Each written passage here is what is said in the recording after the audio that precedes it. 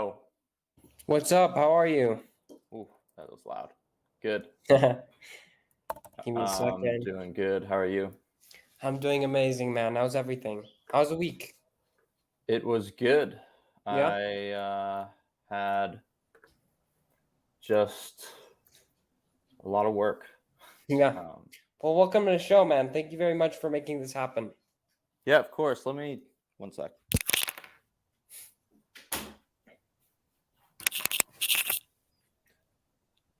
Oh, we're recording, huh? We're recording already. Yeah, I'm trying Cool. a new approach to this show. I'm Yeah. experimenting with different episodes to see what works, what looks good, what feels good. I'm just experimenting. Gotcha. Yeah. Cool. Nice. So I want to ask you about yesterday. You met Lex Friedman. How was that? I didn't meet Lex. I just ran by him and smiled. He was running too? Yeah. Oh, Yeah, that was really cool. No, that was total just cheeky jab at Lex, but no, I saw him. He was running, and it was hilarious because I was listening to the Jared Kushner episode, going over this conflict, and I was just like, "Wait a minute, is that?" So that was really cool. yeah, So, that's funny. It's cool. dude, talk to me about your story. Who are you? Where do you come from? Where did you gain all of this knowledge? Well, thanks for having me, first and foremost. Yeah. I like the running start, and I am from Colorado, 26 years old, and I was a cross-country skier basically my entire life, but grew up blessed. I mean, I had amazing parents. I'm the oldest of four, and I had great friends, like really, really blessed. And in this way, we can get into it, but I grew up with a lot of kids that had everything and were actively squandering it, their gifts and their advantages. And to me, that is shameful. And if I am not using my advantages that I have been blessed with, then what the fuck am I doing? If I'm not using these advantages and these gifts as diligently as possible to help the collective consciousness, humanity, society, culture, you name it. And so this lesson has been a core belief of mine since I was young. I am not sure where it stemmed from. I'm a believer in nature. I'm also a believer in nurture. And so I think it was a mix, but part of it was, I grew up in nature, skiing and running and biking and hiking, swimming, football, basketball, tennis, golf, you name it, surfing, skateboarding. Like, I have been immersed in nature, and that was how I was raised. Was nature is God, nature is your religion, and these mountains are your church and your cathedrals. And that's still the main scaffolding of my belief system. But to bring it back to square one, I graduated high school. I took a year off to ski race full time with this club, and then I was able to race my way to a spot on what's widely regarded as the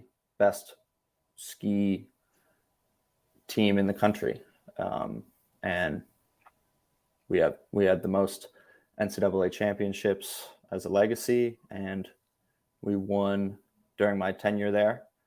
I was captain of the ski team for my last sort of stint there, and it was an interesting. It's been a wild ride. I mean, life was simple, and it was all about training, 3-4 hours a day, 500 hours at least a year from ages 12 to 25. Past year and a half, I have been immersed in now more dimensions in life than just athletics, and decompressing from that. But I am kind of scattered right now. To summarize my story, I took a year off after high school, skied for 2 years at college, graduated with marketing, real estate, and entrepreneurship. Ended up starting 3 businesses during that time. I ended up overcoming what was deemed as a career-ending injury. I overcame that with breathwork for the most part, a few other things. And then I captained at the end and graduated, left the sport with no regrets. It had always been a dream to be in the Olympics, and I think that I kind of had shiny object syndrome in college, where I was like, well, I want to start this business, I want to date this girl, blah blah blah, and then suddenly I'm spread more thin, distributed in my energy reserves across multiple things, and my consciousness is also distributed. So I ended up not achieving the Olympic dream that I had when I first set off in my athletic career, but that pretty much, that was the majority of my life's focus was training at an elite level. The past year and a half has now been me working for this renewable energy company with IP in oil and gas, automotive, automation, aviation, defense, mining, and we are deploying our first technology in oil and gas currently. So I moved to Austin, Texas for that reason. And that's been the majority of my focus in this past year and a half, coinciding with me running this X account. Yeah. So, can you share a little bit more on the story of your injury, why it happened, maybe? Yeah. The injury occurred right March of 2020, or sorry, May of 2020. So COVID is in full swing. I'm going stir crazy in my house. So I decide to do manual labor in the form of making mountain bike trails around my yard. And that was all fun and games. And I take the 80-pound electric bike out for a spin, and get too swifty with it, end up crashing, splitting my shin open, and in a way that is not meant. I'm moving my foot in a way that's not meant to move, with a lot of force behind it, which caused a bundle of scar tissue under my big metatarsal in my foot, sort of like the big ball of my foot had an extra tissue. Just a lot of inflammation, bruising at first. I thought it was going to go away, but what ended up happening was this like ballooning of scar tissue under the foot. And during that time, May 1st is when ski racing training starts, and you train. Skiers are made in the summer. You train your most hours and volume during the summer, and then you get to quote unquote eat lunch in fall, and then you get to eat dessert in winter when you don't really train, but you're just racing. And so I'm trying to complete 20-hour-ish weeks in May, June, July, August, September without a working foot. And that leads me to be doing 4-hour pool sessions, weightlifting sessions, a lot of fucking pull-ups, and all of this, this was a dark period of my life because my entire identity is wrapped up in ski racing. I had big goals for that season. I had a really good season prior, and sort of was felt like I was on a bit of a launch pad and very motivated. And suddenly I can't walk, and doing PT 3 times a week, working on it myself 7 days a week. No one can really give me an answer as to how to best remedy it, what exactly is going on even. And this led me to just spiral. 6 months down the line, I finally go to a doctor and he's like, yeah, you have a plantar fibroma, which normally only happens in the arch of the foot, but you have it in the ball of the foot. And you will likely not be able to walk without pain until for a year, and your ski career is probably over. Like, there's no remedy for this. Like, he's like, good luck, kind of. And that obviously sucked and was difficult for me for a period of time. And at a certain point, you have to not point the fingers at the doctors that don't know what's going on. Yeah. And pointing the fingers at just circumstances, playing the victim, allowing life to just happen to you in this victim mindset. And so I took complete responsibility and extreme ownership over the situation. And at a certain point, you get so low in mental health that there's nothing left to do but to, at a certain point, you will ignite a fire underneath that will propel you back upwards. I believe. I think that life comes in these macro waves of up and downs, and then also micro waves. I mean, throughout the day, you will go through the entire panopticon of emotions as a man. Throughout the year, you may go through, 2-3 waves, crests and troughs. This was my low point, 2021, beginning of 2021 was when I was like, all right. I started getting more into meditation, transcendental meditation in particular. But what is that?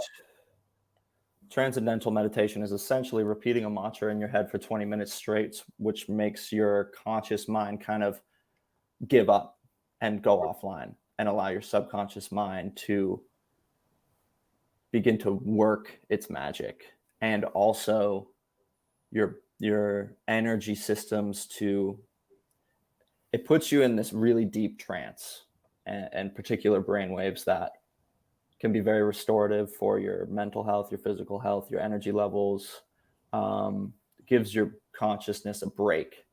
So it's sort of like that period between when you're napping and when you're fully conscious. So I was doing that, but I was trying my hardest to just do the mantra, and I kept getting interrupted by these negative, intrusive thoughts about how I would never race again and how my dreams are shattered and blah, blah, blah. And breath work was something that I had done from a performance aspect for years prior. Yeah.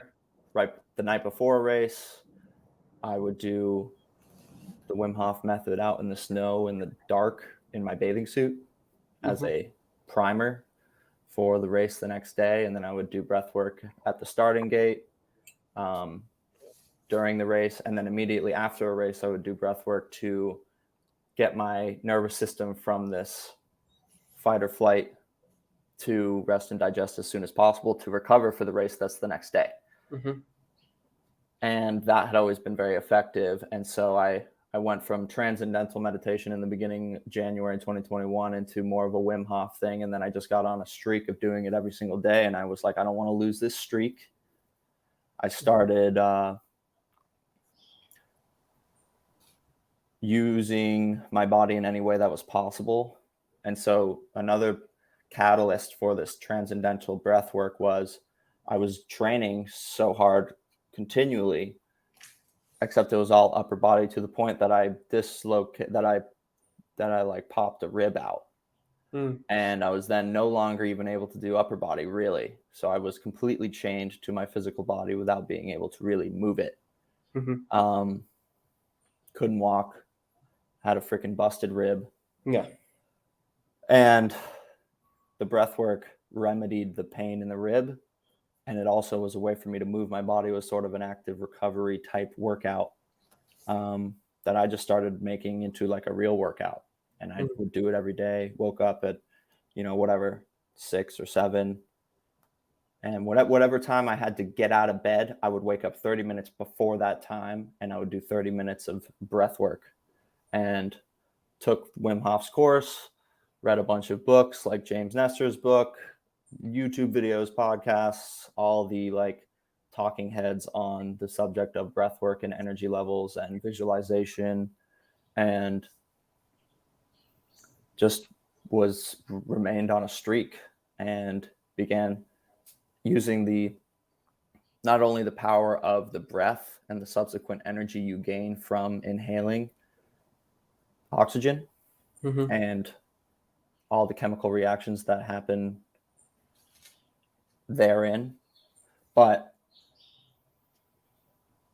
using the power of my mind, my mental intention on where I wanted that energy to go, where I wanted the resources I had just garnered to go in my body, and what exactly I wanted them to do. So I would be imagining white blue light coming in with each breath,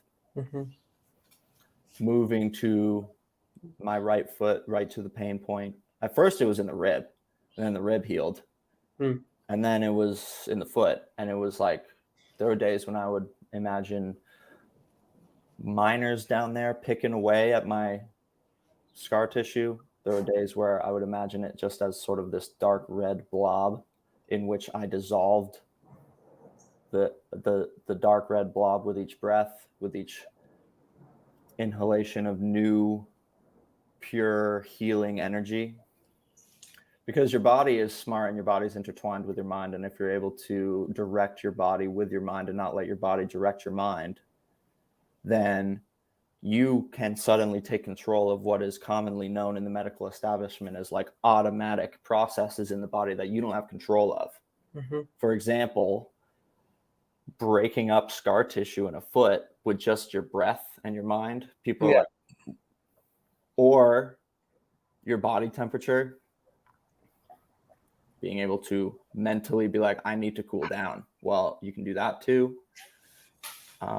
Improving your immune system, improving your IQ. There's all these different methodologies and tactics that I have since deployed for myself, because once the foot was healed in 3 months and suddenly I was able to race again and train again, and the doctors were like, what the fuck did you do? I'm like, yeah, I'm invincible and I don't need you. Thanks. So then I'm like, well, now the world opened up for me. Now I am, because I had taken extreme ownership and utter responsibility for my health. And people do that, but then they can't actually heal themselves because they just don't know that there is a wellspring of possibilities that lie within the lever that is your breath. Your breath is the razor edge between autonomic, unconscious processes in the body and your conscious, intentional, controllable processes. And historical scientific literature would have you think that there are things you can't control in your body. But our lever as humans, the main lever of manipulation is the breath. And if you have nothing else, if you are, diagnosed with cancer and you're on the bed and you can't do anything else, you can likely breathe consciously and intentionally. And people dismiss this, but there are many such cases of people healing from irreversible, incurable diseases and ailments through the breath. And so to summarize, like, I willed myself back to the start line with the breath, with my mental intention. It opened up a world for me. I have since been able to control my health to the nth degree. I'm walked through this life with an invincible physical vessel and a mind that is at ease and impervious to most external stressors. So I've trained my stress tolerance. I've trained my healing processes in the body. All through breathing. Yeah. And then I've also healed my performance, where it's like, well, my resting heart rate's super low. My fitness is super high. Even if I don't train for a couple of weeks, because of the breath work, I remain super healthy. And so I think that it's just this tool that can really help people. And that's why it's so centric to my message. And I do schizo post a lot on Twitter and that kind of thing. But ultimately, I'm trying to give people their power back. And it's based in breath work, and it's based in nature, and it's based on, what you as an individual from first principles believe to be the truth. So being based is like approaching truth, moving in the direction of truth. And that's going to be different for everyone. But if you're based, then you're moving towards your own personal truth and your own highest self.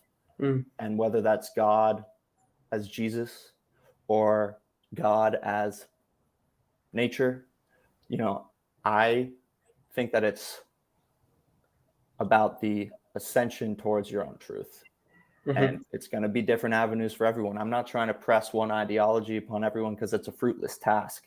This is something that crosses border lines, crosses political lines, something that we can coalesce around and ascend together on. So that's all of that was a culmination of where I'm at now. And this is all sort of a side thing for me at the moment, but that's where I'm at now. I love it. Why do you think, like you said, why do you think breath work is so overlooked?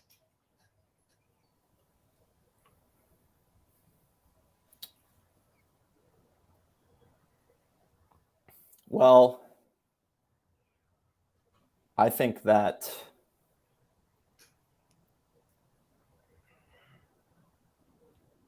there's multiple reasons. My theory is, well, one, it's hard to breathe for people. People are not good at breathing. 99% of people have been breathing the wrong way their entire lives, me included, until I trained myself. And I was a cross country skier in which my entire life / sport was breathing was integral. I mean, you breathe a different way when you're going up a hill versus when you're going down a hill. It's strategic. With each movement in ski racing, you're breathing a certain way. Athletes do know this, but I think it gets grouped in with the yogi, maybe, like some people yoga, that's their thing. Some people it's not. That's all fine and dandy, but breath is difficult for people. And then they also kind of overlook it. They don't realize that that it's not this thing for just yogis or things for hippies or granola or whatever. Like, I think people label breath work and go to preconceived notions of what it is. I think this is changing on a huge level. I think a lot of people, most people I talk to, I'm like, have you ever done breath work? They're like, oh yeah, I've done the Wim Hof. And I'm like, a couple times, I'm like, you still do it? They're like, no. And I'm like, Okay, why? And part of it is because, as with fucking anything in life, you don't just reap all the benefits from your first, but you don't step on the basketball court and understand all the nuances of the game to the point where you love it so much and you suddenly like can embody this passion that you suddenly have. And this is like a universal thing where everyone's fucking breathing. It's a matter of bringing consciousness to it. And that's where I think people fall short. It's like, well, what do you mean bringing consciousness, but making a conscious breath? I think it's repeated ad nauseum. Like when people are stressed out, it's like, take a deep breath. Like that's the mantra. And people are like, fuck you. And it works too. The thing is, it works. But I also feel that way. If someone says, take a deep breath and I'm pissed off, suddenly I'm pissed off.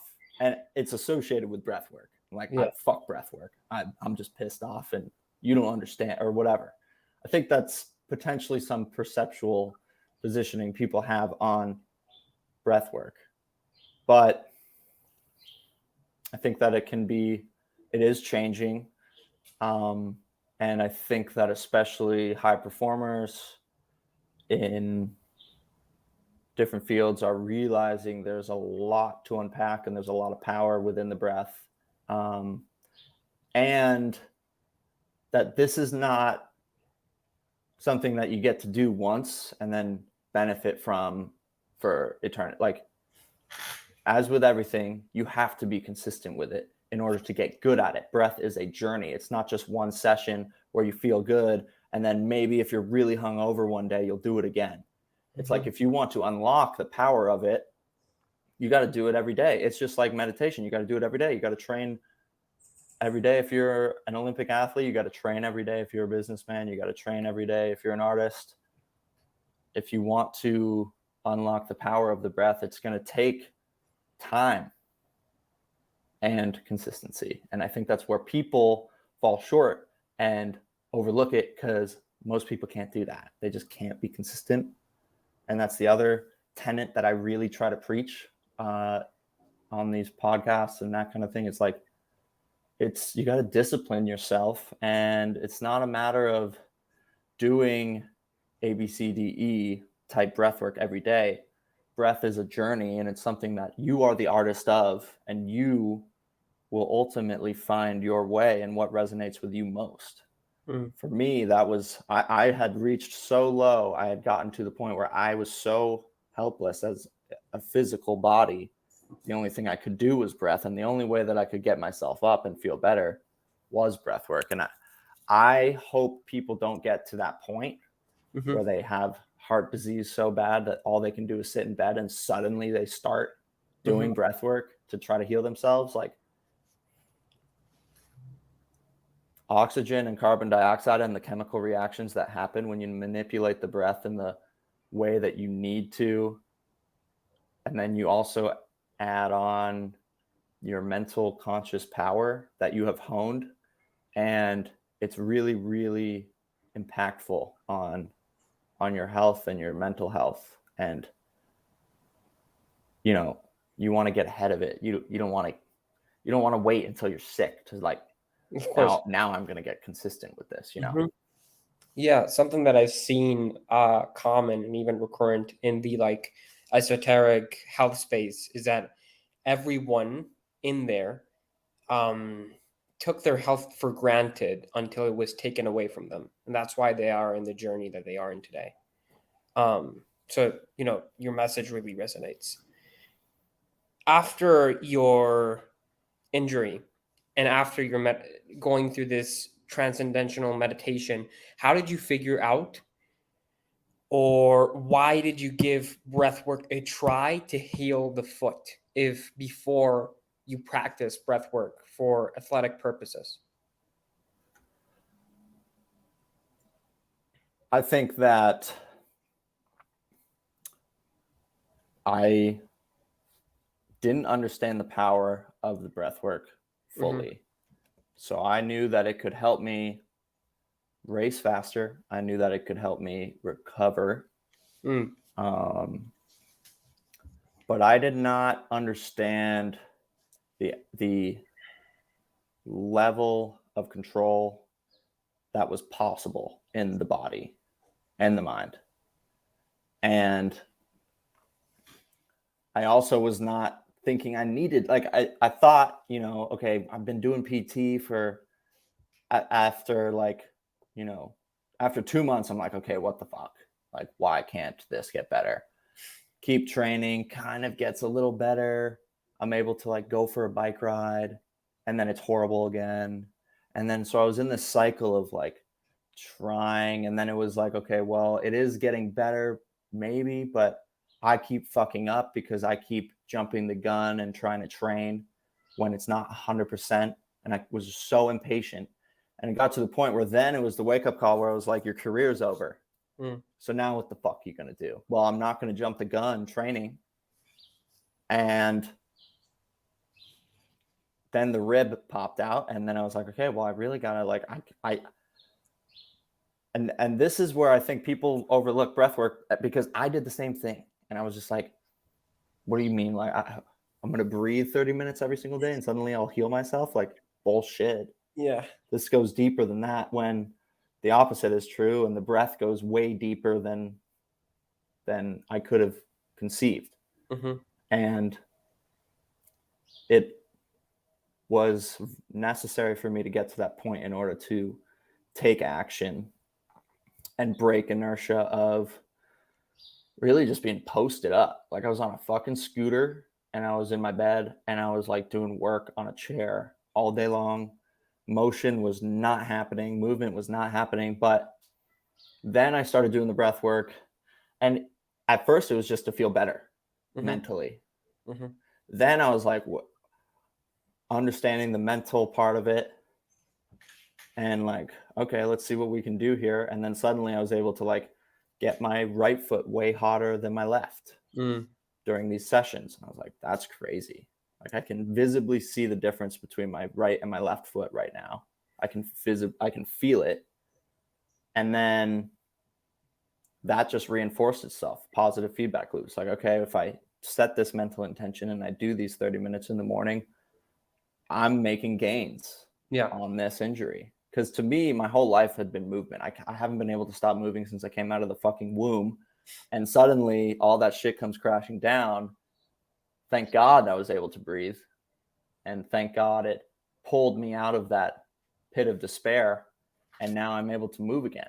And that's a freedom that I do not take lightly, and I'm grateful for every single day. And when I did return to the sport, I was no longer complaining about my frostbitten fucking toes or a shitty race, because it was just a victory lap for me. Yeah, I didn't make the Olympics, but I'm like, I'm here. And some people don't get that. And people that don't use their body, they're gifted with the most precious tool you could ever conceive from God or from nature, whatever you want to believe, and they ruin it, and they don't move it. They don't take advantage of it. And to me, it's a shame. And I will never, there were days when I was very ungrateful that I was out training. In fact, over 50% probably of my training sessions, I was like, fuck, this is brutal. Like, cross country skiing is physical torment. And then suddenly when it gets ripped away from you, all you want to do is physical torment. And the body's meant to be in motion, and returning to that after having it taken away from you, and returning to it by using the vehicle of my own volition, the breath, to get me back there. I was like, wow, I can do anything. Like, I just came out of that. What else can I do? I haven't been sick in like 2.5 years, really. Haven't gotten COVID. I broke my arm. The doctor was like, what the fuck have you been doing? I'm like, breath work. Wow. And some red light and some ocean. How'd you break your arm? I was biking. Broke my arm and my wrist, scaphoid. They're usually like, it's like 8 weeks recovery in a cast, blah, blah, blah. I was like, halved that. Yeah. And Proof's in the fucking x-rays. Mm-hmm. And that's why my message remains the same. It's like, you can, but I haven't missed a day of breath work in 2.5 years, 3 years. I haven't missed a day of meditation in 3 years. I haven't missed a day of moving my body in 3 years.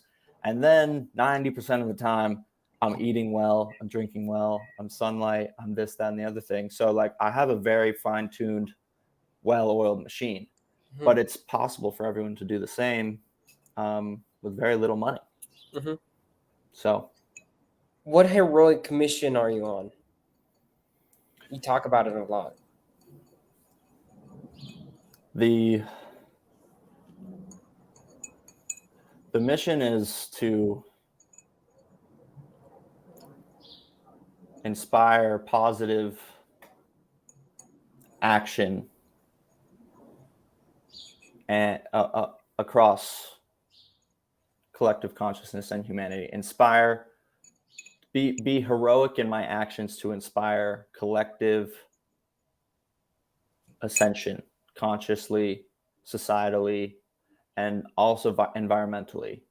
Mm-hmm. And you know, that's maybe not like the most articulate way of putting my mission, but a large part of the mission and the centric point of my mission is getting back to your core power, your core truth, and congruently restoring, conserving nature. So I'm a huge tree hugger guy working in oil and gas, but I am cleaning up oil and gas, which is, according to the IPCC, like the third best thing we can do currently. Solar and wind have their problems. Nuclear is far off at the moment. I think that's probably the bullet we need, though. But my point is, on this front of the renewable energy company with oil and gas, I am actively working to clean up an energy source that the world needs. On the other side, based Brah is my way of trying to get people back into nature to understand its power. I wouldn't be the person I am today without growing up with nature in my back door. And I've learned a lot of lessons. I've been very grounded because of it. I've been blessed to have grown up in nature. And I think that people have lost that. You've got 4-inch padded rubber soles for your entire life, and you never go out into the woods, and you never, as a man, go out into the woods alone with a tarp for 3 days as a rite of passage. Like, there's certain things that nature can give us on a spiritual level, physical level, community, energy, and health. I mean, nature is It's who we are. an immaculate system. And like Jack Cruz says, like, fire your doctor and hire nature. I fully agree with that. Yeah. I'm fully on board with that. And so that's more my base raw slant is like, you want to get healthy? Well, a lot of the answers are found in nature. And so you should go into nature and you should find them yourself. And nature also includes your breath. But then also I'm trying to, disrupt ExxonMobil. So why is this your mission? Like I said in the beginning, I was born with a family that had food on the table, parents that were in love with each other and loved us, a healthy body that allowed me to enjoy nature, and all of these advantages have given me, then I was able to go to school and I was able to compete, and like, I have learned a lot and I've gained a lot of knowledge in my time. Even though I'm 26, I'm still an idiot. But I think that the solution for humanity, I think, lies in getting back to the core of what we are, which is inextricably tied to Mother Nature. And the more people that can get out into the woods, I think it changes them on a level. You're more compassionate with each other. I think beauty is a way to the divine. And the most beautiful things to me are found in nature. And it could be as simple as a spider on a tree or the pattern of a tree. I think it is an artistry that once you can see through layers. The longer you're in nature, the longer I'm out hunting in the fall, for example, the more layers I unfold towards the core of the truth of what I am and what all this is and what it all means and what really matters. And I want to push people into that place in nature. Like, think about things in the woods for a week. See what happens. You're going to come out different in a positive way, I believe. And so I want to push people into nature, get out there. You don't have to go to the gym 6 times a week. Your body was built for more, you know? And also your soul was built for more. And also it's more anabolic to be out in the sunlight, barefoot, climbing up cliffs and shit than, you know, staring at yoga pants in the gym. So talk to me about your current business, Renewable Energy. What got you into it? Why are you doing this right now? I had 3 businesses during college. Those businesses gave me a lot of really amazing connections. And one of those connections I followed up with because it was what spoke to me most. I mean, Sorry, what were those businesses about? The first was a sports nutrition company in which I made a sports bar targeted towards endurance athletes to fill an unmet market need of clean, nutritious fuel, superfood that was in the form of a bar, 500 calories, and gave you the ratio of macro and micronutrients that you need when you're on a 3-hour run. And then one was targeted more as a recovery bar and contained full spectrum CBD. NCAA was pissed at me. I was like not allowed to own a business under NCAA, but I kept doing it anyways. And I was in stores, making them myself. I was doing the full vertical, making them, sourcing them, marketing them, the whole thing. And then was approached by guys with capital that wanted to put money in, but I had a trademark issue. So it was Elevated Nutrition, and Elevated Wellness and Nutrition was a trademark of another company. And so it was possible that I could have gotten the Elevated Nutrition name, but there's like 8 other companies in the sports nutrition space with Elevated Nutrition. I was like, okay, fuck that name. But I got to rebrand everything and start from the ground up, which is what I did during COVID, sort of right before. I mean, during this injury that I had was when I was rebranding, working with a marketing agency. I got fully biodegradable packages, had the seed of a tree under a sticker on the package. So when you're out on your run, you can plant a seed of a tree. Certain things like that. Renamed it, new products, new ingredients, had a line of products ready to debut. But at a certain point, the injury took over all my focus. I was like, I can't fucking run this business. I can't be on my feet 8 hours a day making bars or running around stores and trying to fill orders and all that kind of stuff. And so I pretty much, and of course, COVID happened. So it's like, well, a lot of the stores I was in shut down. And I didn't have my e-commerce chops up to speed / my demand was outstripping supply to a level that I was like, this is a problem. And I can't, the margins were tough because if you're not, say, Cliff Bar, where you source the ingredients at such a wholesale level that you can make a bar for $1, then you're priced out of the market as a company in a lot of ways. You got to survive to the point where then you can get picked up for $60 million fucking dollars like RX Bar did. So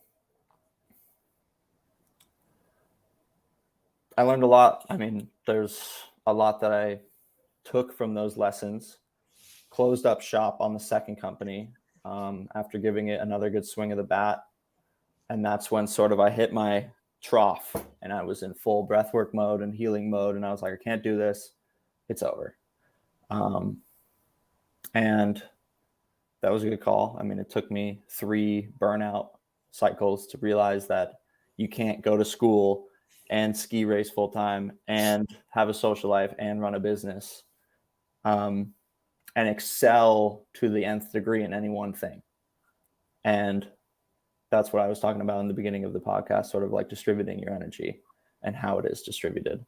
So then I immediately, because I learned that lesson, but I'm bad at taking my own fucking advice, started another company that was a sports marketing agency in which I was representing my buddy who is a pro athlete and getting him sponsorships, reaching out to brands like Red Bull and Monster and Oakley and Sync and Sweet, and made a ton of really amazing connections. During this time, the marketing agency I worked with to rebrand my second company, the guy reached out to me. He's like, hey, I'm retiring soon. I need a rainmaker like you to come in and take over the marketing agency. Do you want to do that? I'm like, yes, let's fucking go.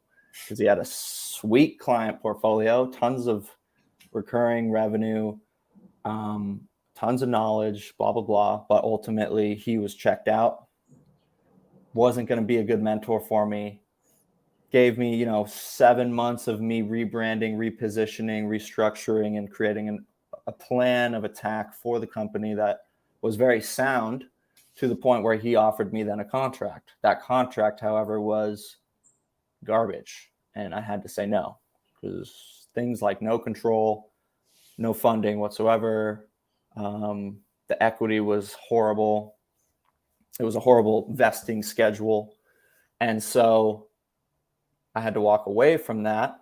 And during that period of time, I had another connection from the previous business where I was like, hey, I'm in town. Like, you want to get dinner? And by the next day, he's like, you're hired. So I did an unpaid internship on for my senior year, where we were, this company is born from a doctoral thesis that came out of UC Berkeley on thermoelectric power generation, which is essentially creating energy from heat. Essentially, solar panels that generate energy from heat is the way you can think about it. And this has applications across a lot of industries. I mean, a ton of wasted heat is unused in the world today. And initially, we were going after the automotive industry, and we were able to generate 5 to 15 miles per gallon more fuel efficiency in vehicles, mid-sized vehicles. And we worked with General Motors. They said it was the best in the world, new energy technology, 2 years in a row. And we're like, sweet. We can make way more money in oil and gas. So let's pivot to that and do that first. And that's what we're doing right now. So the TAM in oil and gas was way greater, / the emissions saved was way greater. Because we would have to, it would be a thing where there's a lot more cars in the US than there are oil sites, for example. Of course. And we are also then slashing emissions on these oil sites. And so what happens, like, just to give you a brief overview, is say I'm here in Texas right now. You drill for oil. A byproduct of drilling for oil is natural gas. You then, if you're in the middle of nowhere, Texas, you can't pipeline that natural gas to a sales line to sell it. So these companies burn it into the atmosphere. And the way they power the burning of natural gas is by burning diesel with diesel generators. So you're drilling for oil to burn diesel generators to burn natural gas. And we completely eradicate that cycle. We're able to take what would be 60% of the energy used by homes in the US that gets wasted. We suddenly can capture that and the subsequent emissions. So we're making it pencil out for these oil and gas producers because they don't give a fuck about the emissions. They're like, does it work financially? And we're like going to be classic Coke soon for these oil and gas producers to get rid of their emissions, generate off-grid power. So what we can do is, we're getting rid of it through power generation and the capture of methane and natural gas. And methane is actually way worse. It's 85 times worse for the planet, has an 85 times greater warming effect than carbon dioxide over 20 years. And so we get rid of that. We get rid of the natural gas burning, and we create electricity through this thermoelectric power generation system. And that excites me. That gets me full of like, I came out of school, like I couldn't market for Coca-Cola. I would hate myself. I couldn't work for a company that was not aligned with my mission and purpose and value hierarchy. And this company does. And, it's a smaller company, really small. I'm in pretty early. I'm excited because, this play in oil and gas can work, but then it's like automotive, mining, defense, tire recycling technology. We have a very good portfolio, and I am just blessed that this is like my current position. And I hope that, nothing in business is ever a sure thing, and 99% of businesses don't make it.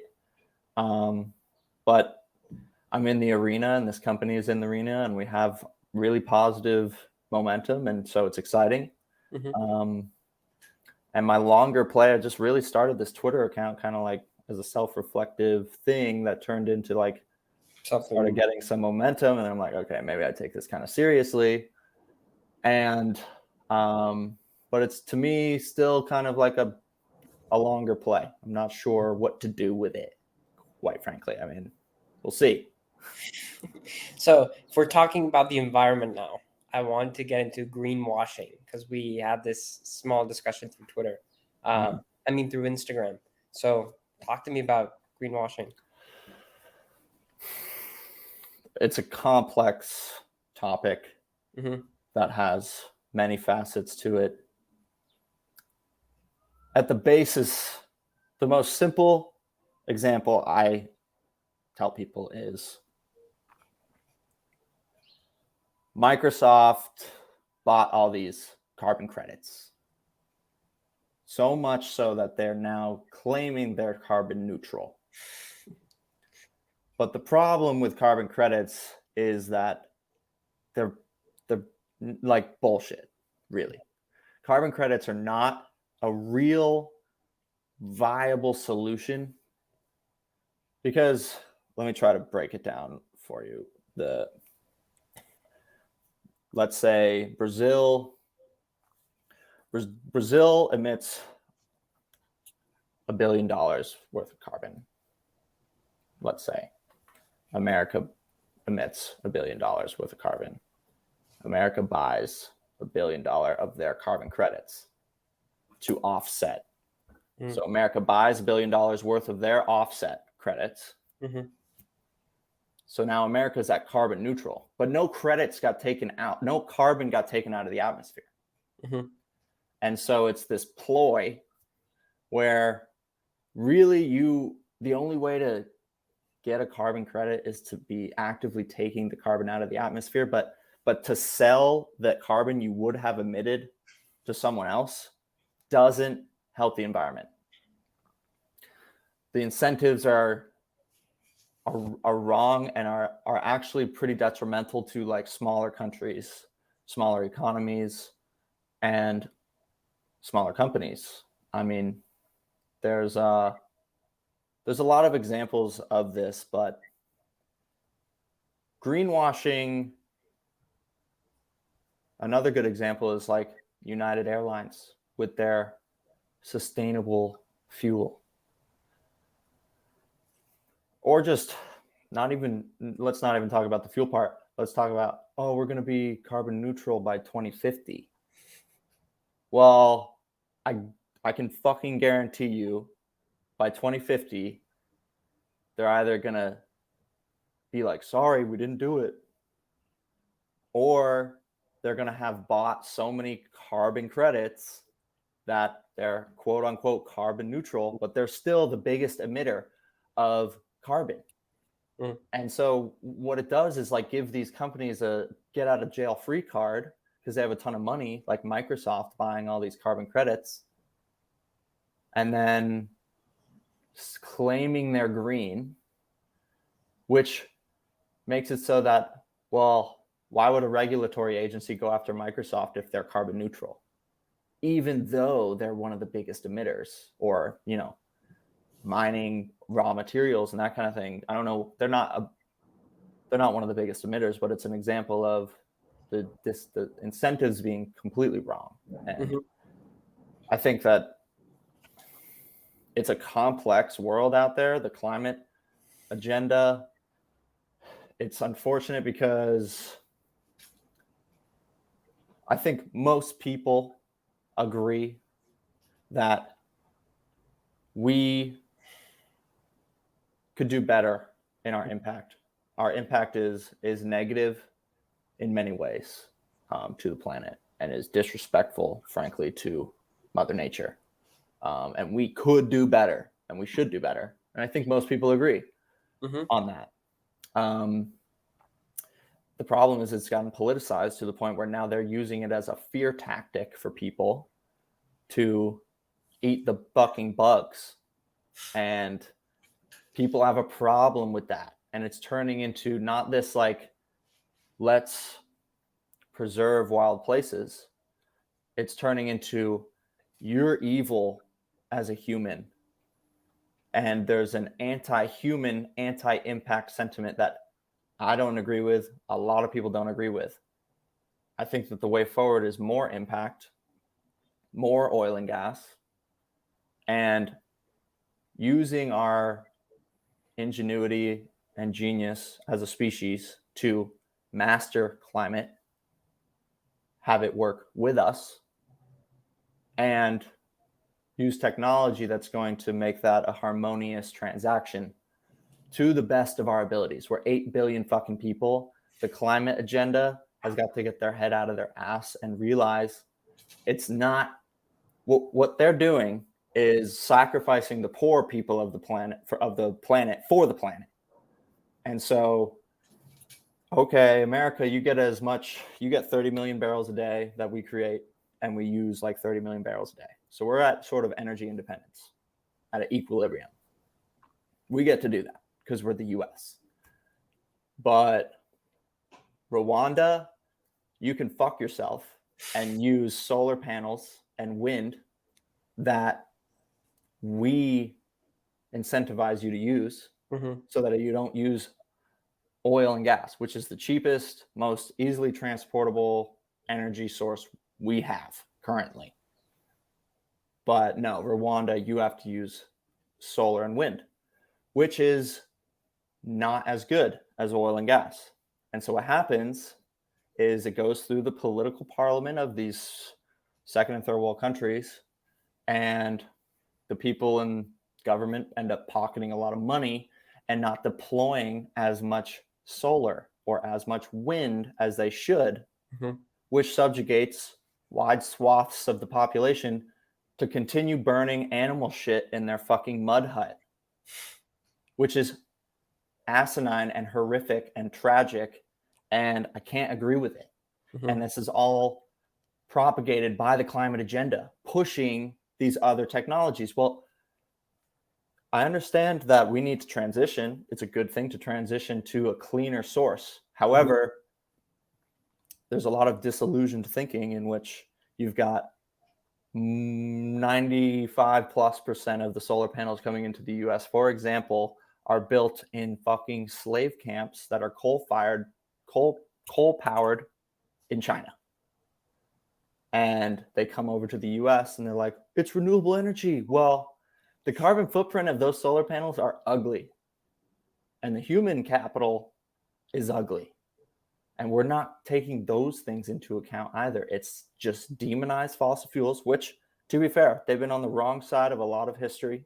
They've been on the wrong side of countries, governmental, and their administrations. Like, they take advantage and can be hostile, and they need to be governed in a more humanitarian way. But they are giving people the ability to climb the socioeconomic ladder more so than any other industry type.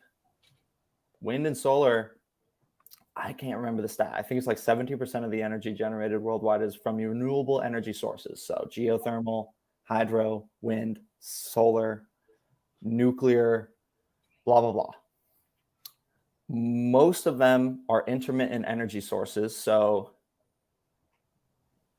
they need 24/7 fossil fuel backup anyways. So it's like, you can't get off the teat of fossil fuels, for one. And recently, solar power just became the cheapest form of energy per kilowatt hour. On a generalized basis. But not if you live in fucking Germany where there's no sun. So there's nuance to this problem. And it's going to take a lot of different solutions, which is why I love working for this company, because we have a portfolio of damage control across industries. But there needs to be a concerted effort. And I'm worried because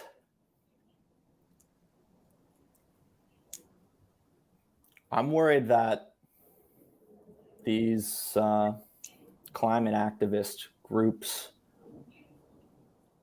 are just careening towards sacrificing poor countries. Like, they would rather a country stay poor than use fossil fuels and emit carbon. And that isn't really sustainable. It's not sustainable, and it's also horrific. You're keeping people under the thumb of poverty so that you can feel good about yourself by not having fossil fuels while you wear your polyester clothing and you drive your fucking F-150 to work every day. And that to me is a shame. And I'm shooting from the hip right now during this podcast. Like, this is something I care about a lot, and a message that I want to deploy. I just have been working for this company in this space for 2 years. I'm still just figuring these things out. I was tree hugger guy my whole life, demonizing fossil fuels, thinking they were the devil. Well, it turns out they're responsible for most human prosperity and flourishing. And they're also, newsflash, California not fucking going away in 8 years. And so it's this balancing act of okay, well, how can we clean up what we have that is working? How can we clean up fossil fuels and allow people the hand of climbing the socioeconomic ladder to and congruently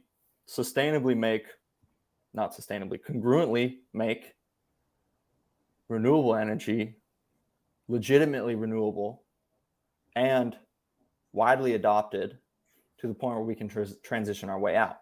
The problem is, and we can go tinfoil hat on the subject, there's been scientific discoveries of clean, free energy for the past 100 years. and you can kind of start with Nikola Tesla, and then there's been a lot of other people that get fucking whacked by the CIA or whoever, whatever group you want to placate. Like, the powers that be don't necessarily want free, clean energy. Of course. And that's the force you're going against. And it's a shame, because I think if you fixed the money and you fixed the energy, we would live in a totally different world that would be so prosperous and better than we could have ever thought in 2023, where we are now, fighting each other and killing each other with this tribal monkey mindset where we can't see each other for what we are. I really think that there is an ascension, there is a leveling up of collective consciousness that can happen if we can fix some of these systems: energy, money, healthcare, et cetera, et cetera. And so, my mission may change over time. It may not be as focused on the environment. Later on in life, I may be focused on education, let's say, or, I'm not sure. But I think that it's cool, the echo chamber we're in Twitter, because there's a lot of people that have this, like, a mission that is virtuous and aspirational towards benevolence. And I believe that, there are warriors of light all around us, and it's cool that we are coalescing and moving in a concentrated way in one direction, even though that direction may be a bunch of different things. Things are moving in a hopeful way on some ways. I'm bullish on humanity. Some days I'm not. Like yesterday, I watched too much news and had a micro depression and was like, fuck, what are we doing here? But I am overarchingly bullish, and I choose to remain optimistic regardless, because I see a lot of people that just think we're fucked. And I think that's a pussy mindset to have. That's some victim NPC type thinking. Might as well go to the grave thinking that we can make it. Yeah. Because if you don't, you will manifest your own destiny and we will be fucked. So. Yeah, that was beautiful, man. Thank you for sharing. So last week we had a call, very short call, but you mentioned something, which was authenticity and love being the highest frequency. How do we connect to these frequencies? And, maybe why should we?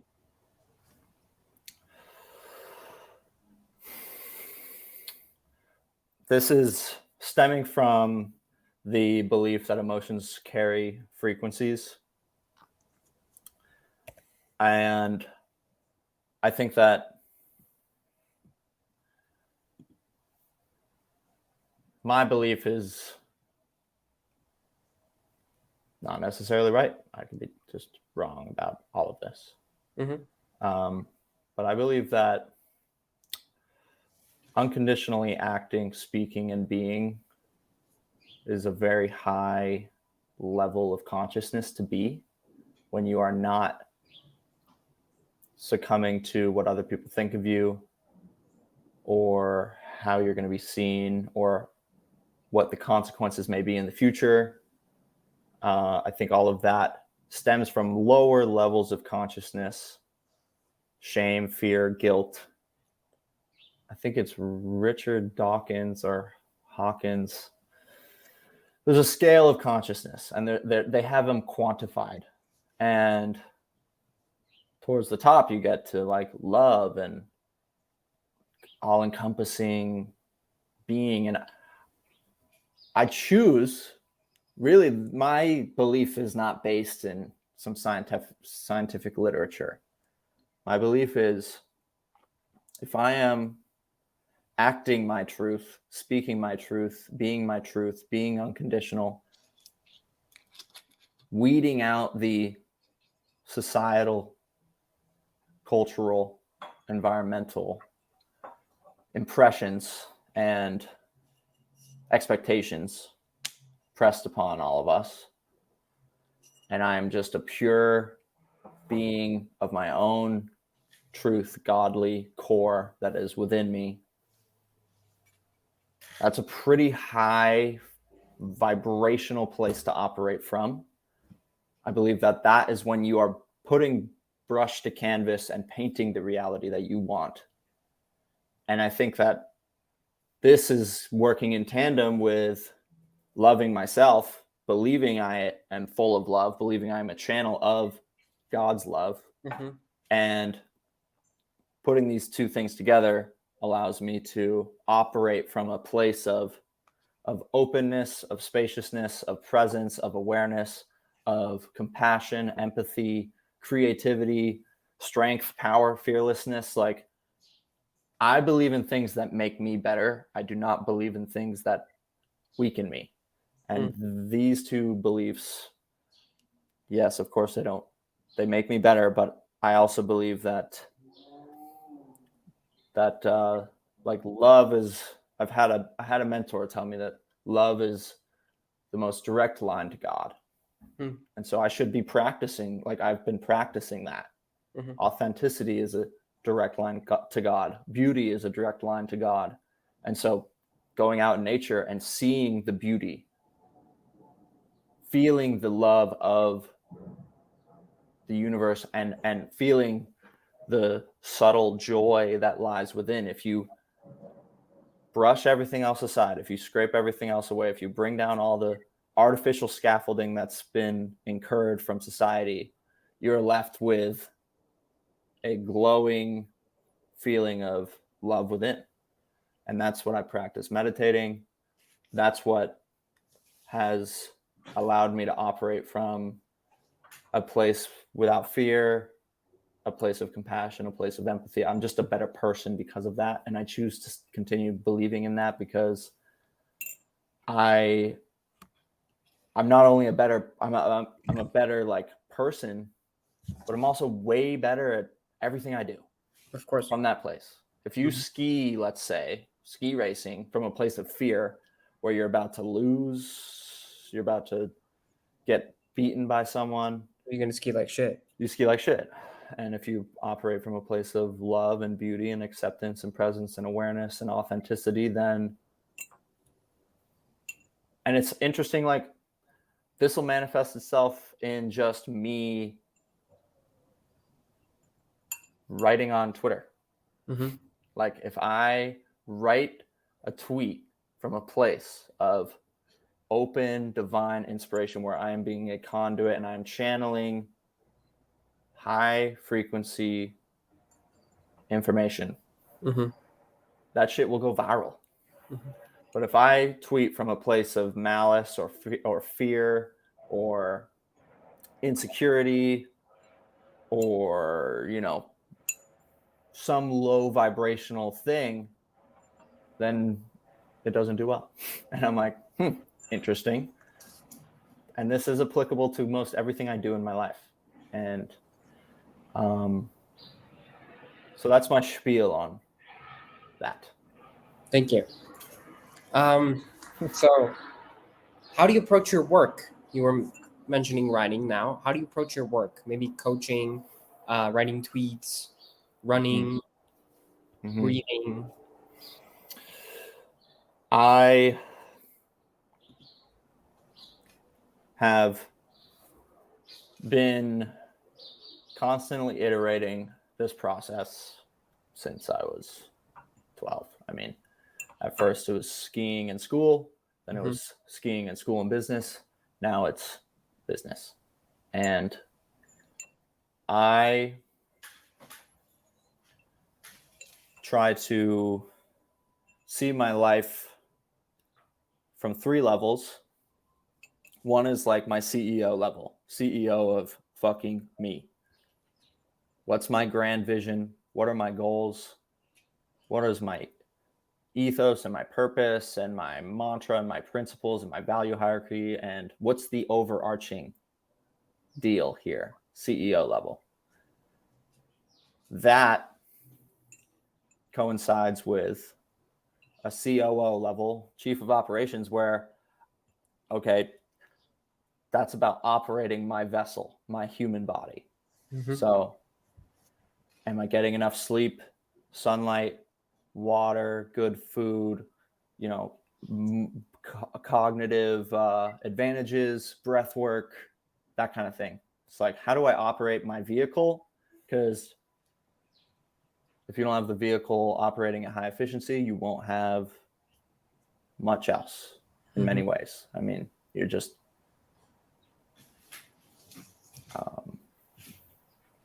you are slower, not as effective. I think your mental health suffers when you're not healthy on just a low level, regardless. So CEO level, understanding what's my North Star, what's my gravitational pull in life, what the fuck am I doing here?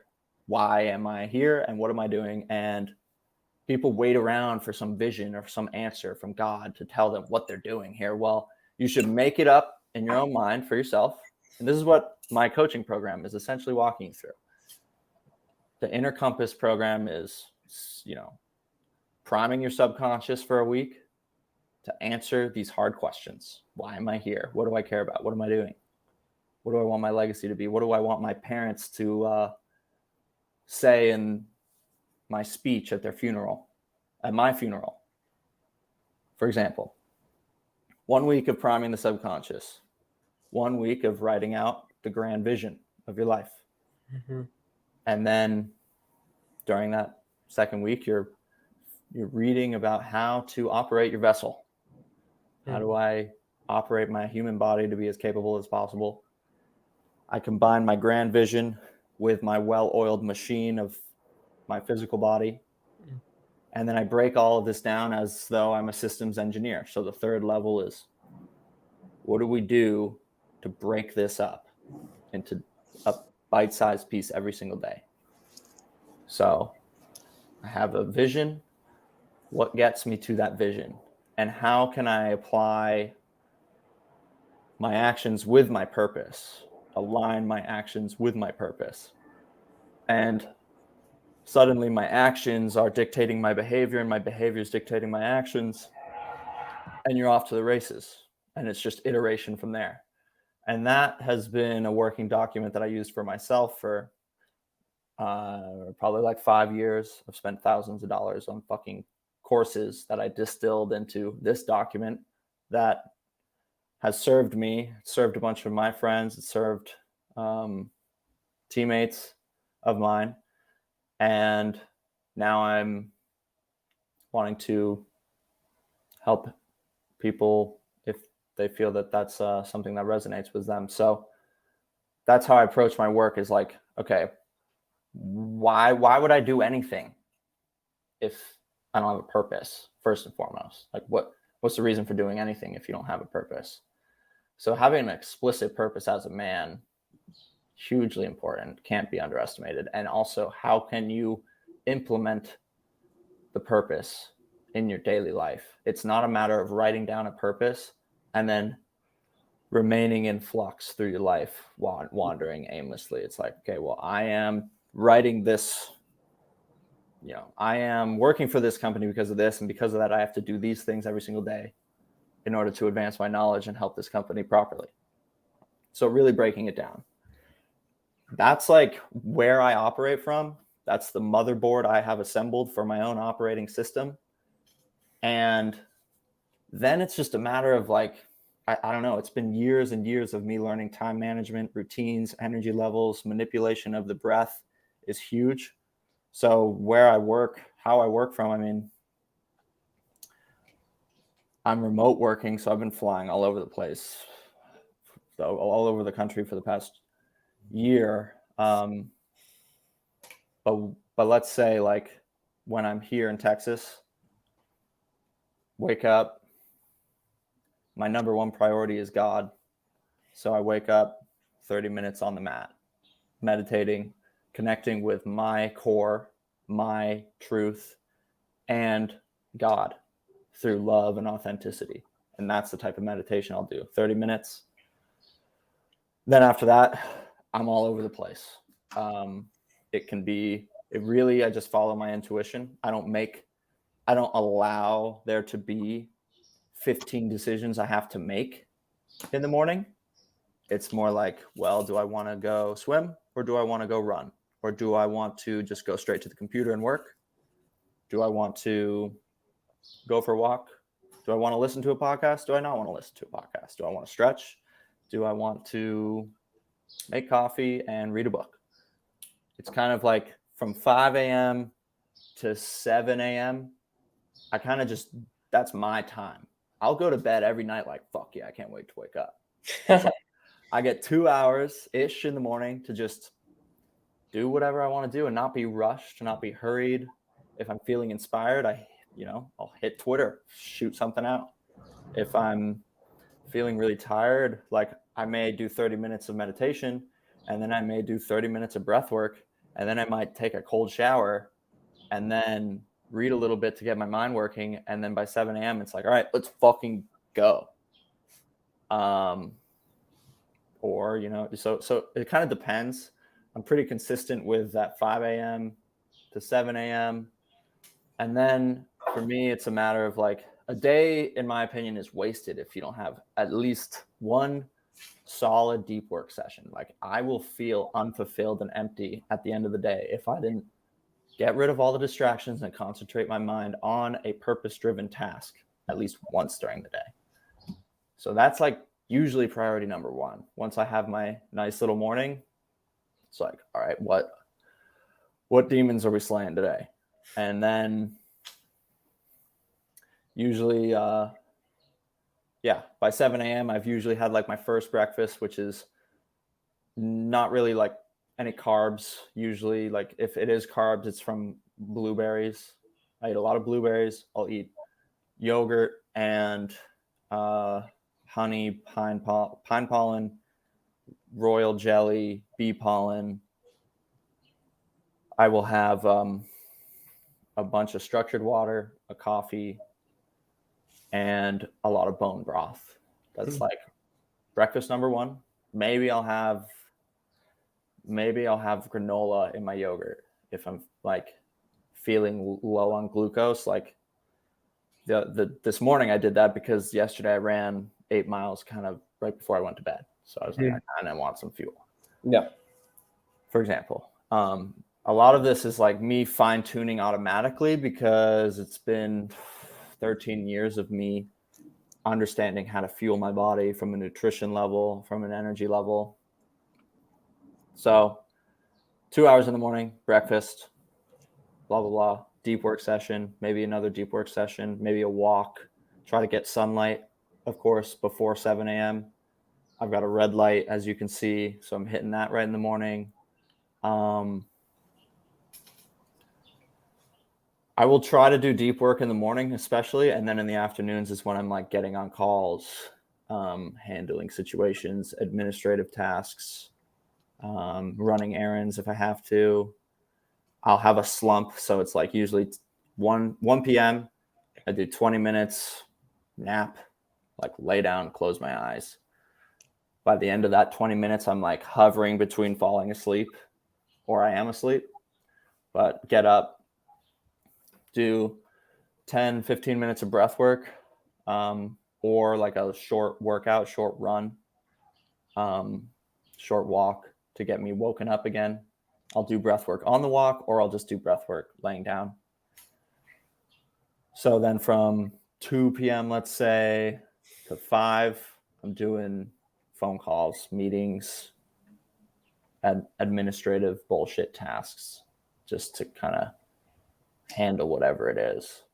5-ish, I'll hit the gym, or I'll go for a long run, come back by 7-ish, eat, shower, maybe meditate again, read a book, don't watch TV, really. Got my blue light blockers on. If I can get my shit together, and like sometimes I get carried away and I'll do a workout for like 3 hours. But if I can do a workout for like an hour, or my goal is always like at least an hour a day, no matter what. If I can do an hour, get back, I'm showered and have eaten by 6:45, 7, I'll try to get in another deep work session.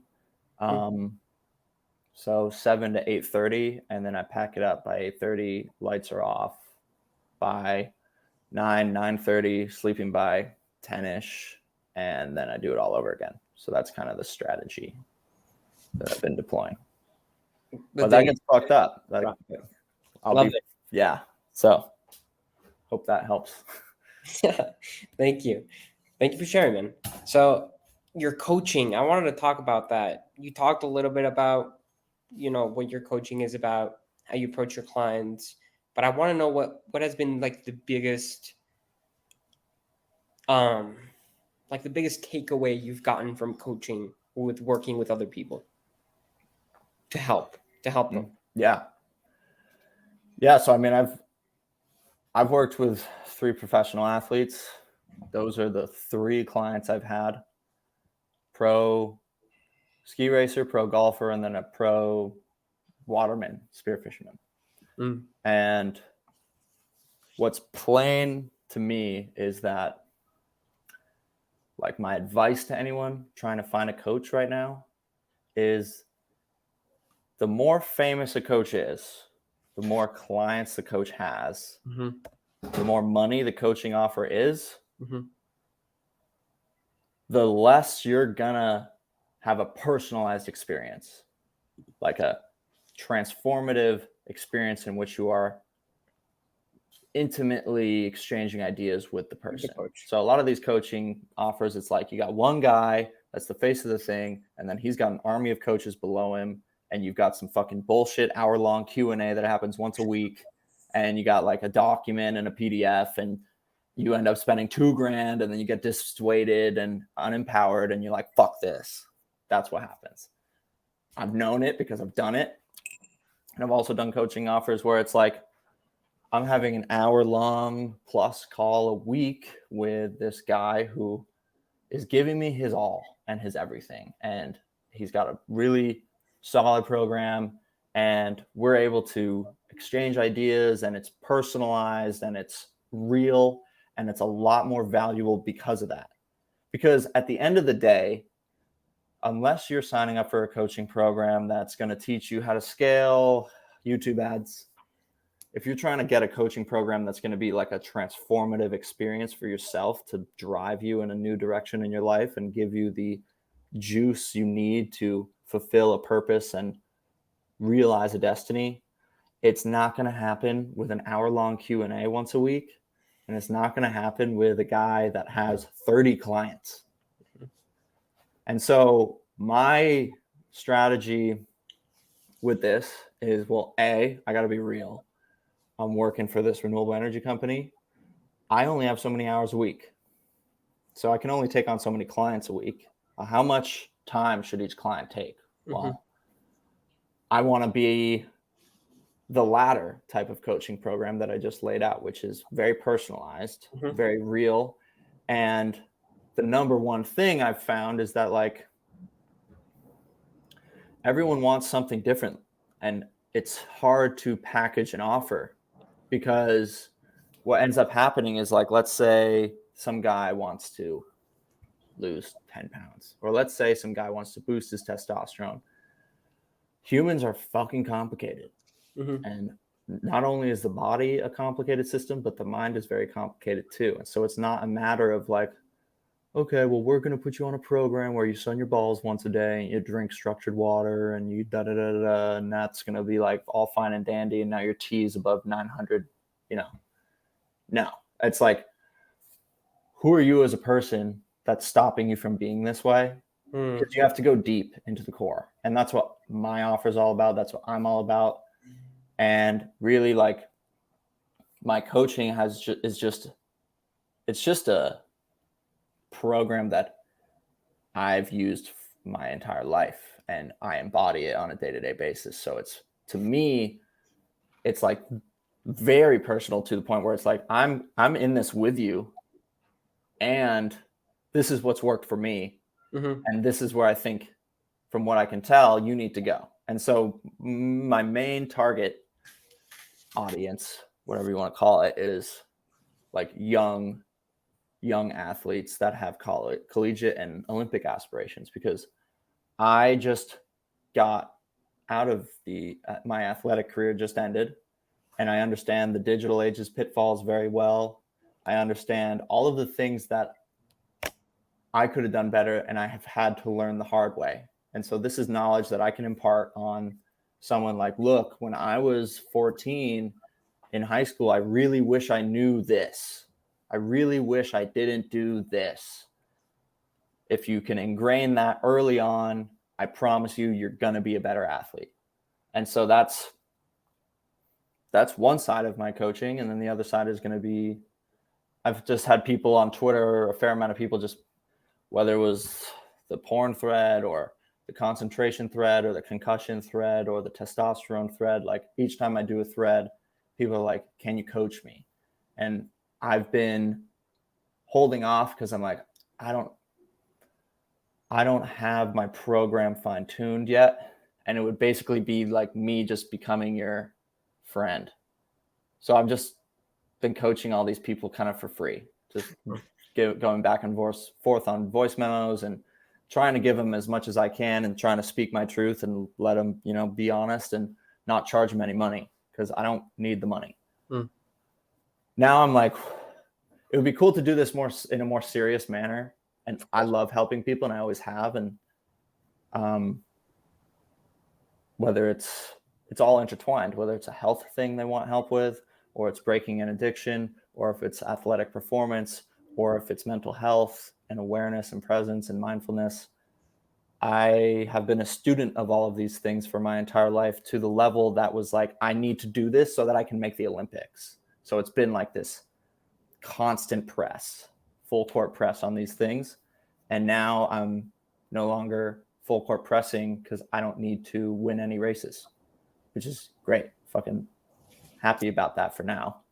But I'm like, I would love to really help people. And I ended up helping these pro athletes that are going to be more like just, they're going to be my high impact kind of stories, where it's like, so-and-so got X place in the World Cup because of my program, blah, blah, blah. Like I have these stories that a lot of coaches don't even have already. So I'm like, okay, let's do it. It has to be a fit for the right person, but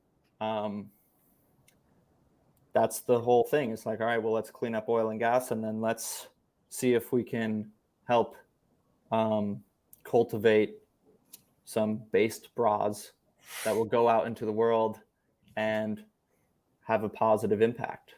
So that's where the coaching offer is coming from. The coaching offer is kind of it's that program I kind of laid out earlier, but a lot of these problems I've found is like, all right, well, you want to lose 10 pounds of fat. Well, you keep asking them why. You keep discovering things about them because they're a complicated human. And you begin to realize, like, a lot of people are just lost and they're not really sure what they're doing on a day-to-day basis.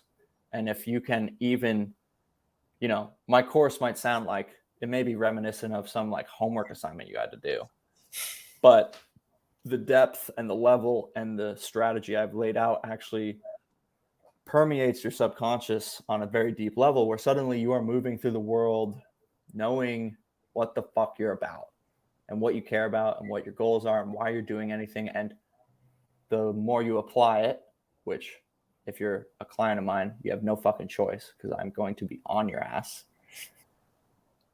Suddenly you have this reinvigorated, renewed source of energy and conviction in your actions and the way that you view the world, that gives you all the quote unquote motivation that you need to lose 10 fucking pounds.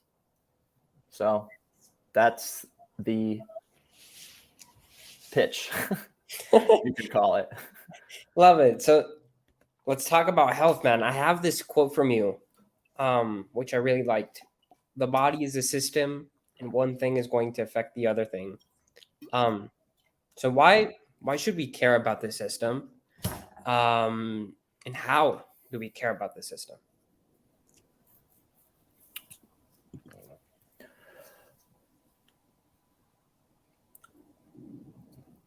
Like, for example, your gut is an entire society, an entire nation of bacteria, for example. Mhm. Your brain is like a supercomputer. The amount of neurons, the amount of nerves, the amount of my point is it's a very complex, nuanced system. And it is all intertwined on a very profound level. So when I say you can't change one part of the system without it having an effect, an example of that is you can't change your breath without having it an effect on your heart rate. Of course. You can't take everything that you put in your body is going to change something, which is everything is a chain reaction. Mm-hmm. Everything is an electrical reaction or a magnetic reaction or a chemical reaction. And to think that you're going to go to the doctor and they're going to give you a pill to fix one neurotransmitter in your brain without it doing anything else is foolish. Mm-hmm. And part of this has been realized through mostly my injuries. It's like, okay, well, let's say I had another foot injury before the one that almost ended my career. That foot injury was precipitated by imbalances in other parts of my body. So I had a back problem when I was in high school. Then I had hip problems when I was early in college. And then by mid-college, all these problems cascaded into an injury that manifested itself in the foot. Mm-hmm. And when you go into the doctor's office, they're like, here you go to fix your foot, where you're not going to the origin site. It's like, actually, I got to fix my back, and then I got to fix my hip, and then I got to fix my hamstring and my calf, and then my foot will heal itself on its own. And so that's what I mean when it's a system. Is it's never as simple as they want you to think it is. And if you do something beneficial for one part of your body, chances are it's going to be beneficial for other parts of the body. And if you do something negative for the body, it's going to be negative for other parts of the body that you don't intend. And so it's good to keep these things in mind. I don't think you can take a single compound without it changing things. You know, you could take methylene blue and like it's still, you know, in a place of research right now. Or like let's say you take Advil. Okay, you just got done with a super long run and you take some Advil. Well, all right, you feel better and there's less pain. But because you are masking the pain, your body's like, oh, we're good, we're chilling. And it does not catalyze a healing process. So like you have all this inflammation, but your body's like, we don't have any inflammation. I guess we're good. Mm-hmm. When if you didn't do the Advil, then your body would be like, holy fuck, we got to send resources to the legs to heal the legs because we're fucked right now. And that's the same thing like with ice after a workout. I was told by all my trainers until my whole career, they're like, it's really good to ice after training. It's like, no, don't fucking do that. It's so crazy how these certified trainers couldn't figure that shit out and can't think for themselves and just push fucking narratives. Because why? Well, of course, your body adapts to literally everything. But if you are shunting the adaptation process after training and you're icing, you're not letting your body deal with it. Your body is a very powerful tool. It's perfect. Yeah. So that's what I mean by it's a system, and there's a lot more than what they would want you to think going on. So what do you think is maybe wrong with the modern health and wellness world or big pharma or modern medicine? Why do you think there's so much disease yet, like still, you know? I think it's simple, and I'm sure all your listeners are like, I fucking know. Well, yeah, I'm sure they do. I'm sure we all know. And a big basis of this is just follow the fucking money. Of course. And there's a dark side to capitalism, and there's a dark side to a market that's not completely free and based on sound money and sound energy and sound healthcare and a political environment that's not completely corrupt, all of which we do not have. So it's fucked, and it's been fucked, and hospitals are a business, universities are a business. It's the incentives are wrong, and also as a doc, like on the medical side of things, if you offer up alternative ways, so if you're a doctor and you're like, one thing you could do is Wim Hof, or one thing you could do is go on the bare earth. Well, they're now liable for malpractice because it's not a method approved, and that's a systemic problem. And luckily, in the age of information, people are able to sift through that for themselves a little bit and begin. I think people are starting to wake up, but like, people are sick for the medical establishment. Big ag hasn't helped. Chemical companies, glyphosate, atrazine. We're sick as fuck, and it's not. We'll see if we get out of that tailspin. I have my doubts, but I also think that this goes back to being responsible for your own health and also giving people their power back through the breath and through nature. You can heal yourself. You don't need them. Of course, you break your fucking arm. Okay, go get an x-ray, blah, blah, blah. But still, they're like, they put my cast on too tight. I had to hack it off in the middle of the night. And then I got my own cast and melded it myself. Like, there are things that it has its place absolutely and completely, and it is very necessary for very many people, and people are alive and healed today because of the medical establishment when they otherwise wouldn't have. Absolutely recognize that, but I think it's foolish to think that it's not broken at a deep level and doing a lot of bad as well. So that's, yeah. We are electromagnetic beings. Talk to me about that tweet, and why do you think it's an idea that's maybe demonized? Well, it's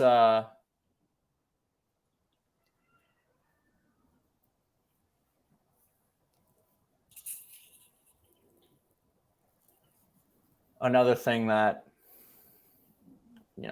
they can't make money on. They can't make money on you standing on the earth and gaining free electrons from the earth, from the crystals and the rocks, and there's a charge of the earth that works really well with the body perfectly in absolute synchronous harmony. The ions and electrons within our bodies and the chemicals work in mostly as like signal, like messengers, and your heart, for example, is beating because of an electrical signal.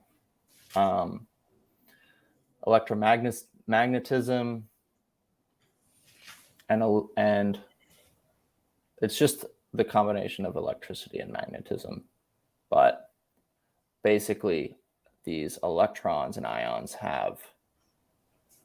they move in the body and they interact with each other, and that creates communication because they're holding the atoms together.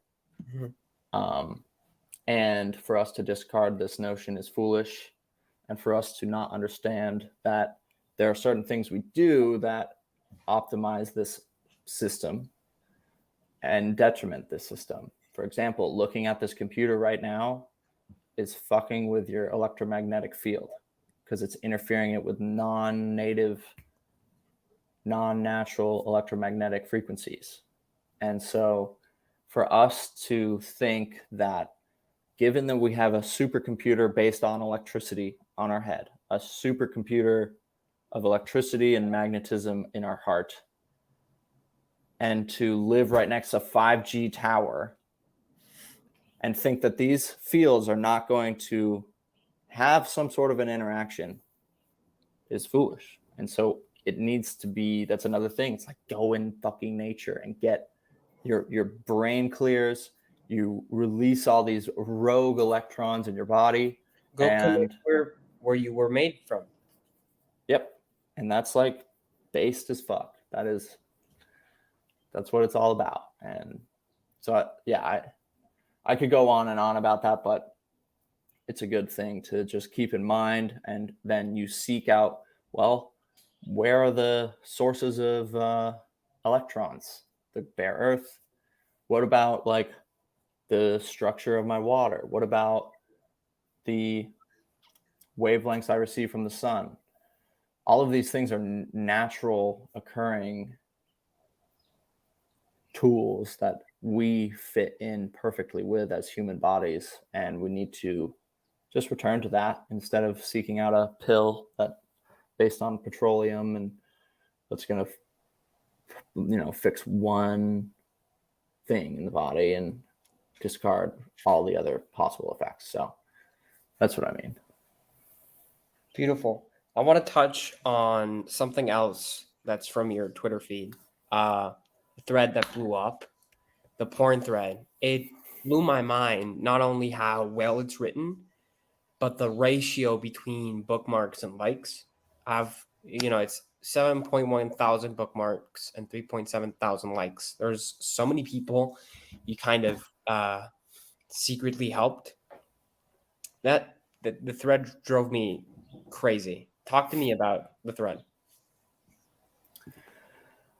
Yeah, I mean, I think that clearly, I don't know why there's more bookmarks than like there's double the bookmarks than there were likes. I think that a lot of dudes are operating out of fear and out of shame and out of guilt because of this epidemic of pornography and the subsequent rabbit holes that men and women, but mostly men, fall into.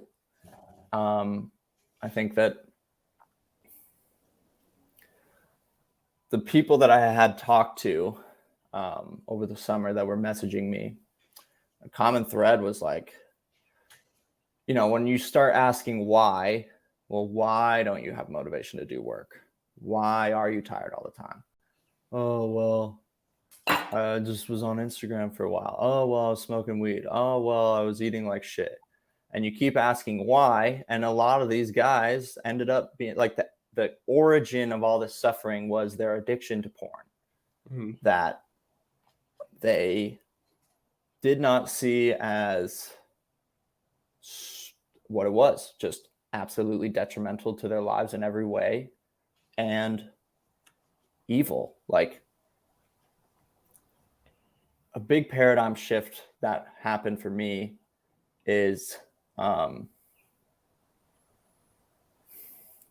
just really, and this is an opinion that some people won't jive with, but I see women as like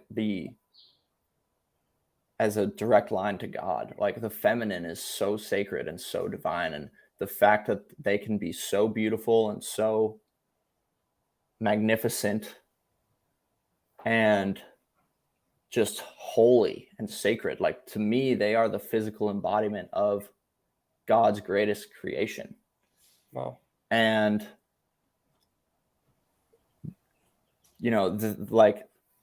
to believe that and think that, and then to go jerk off to a girl getting railed is so retarded.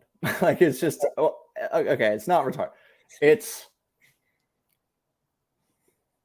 cognitively destructive at the highest level. It's like, from what you're saying, it's like ungrateful. too. Yeah, it's ungrateful.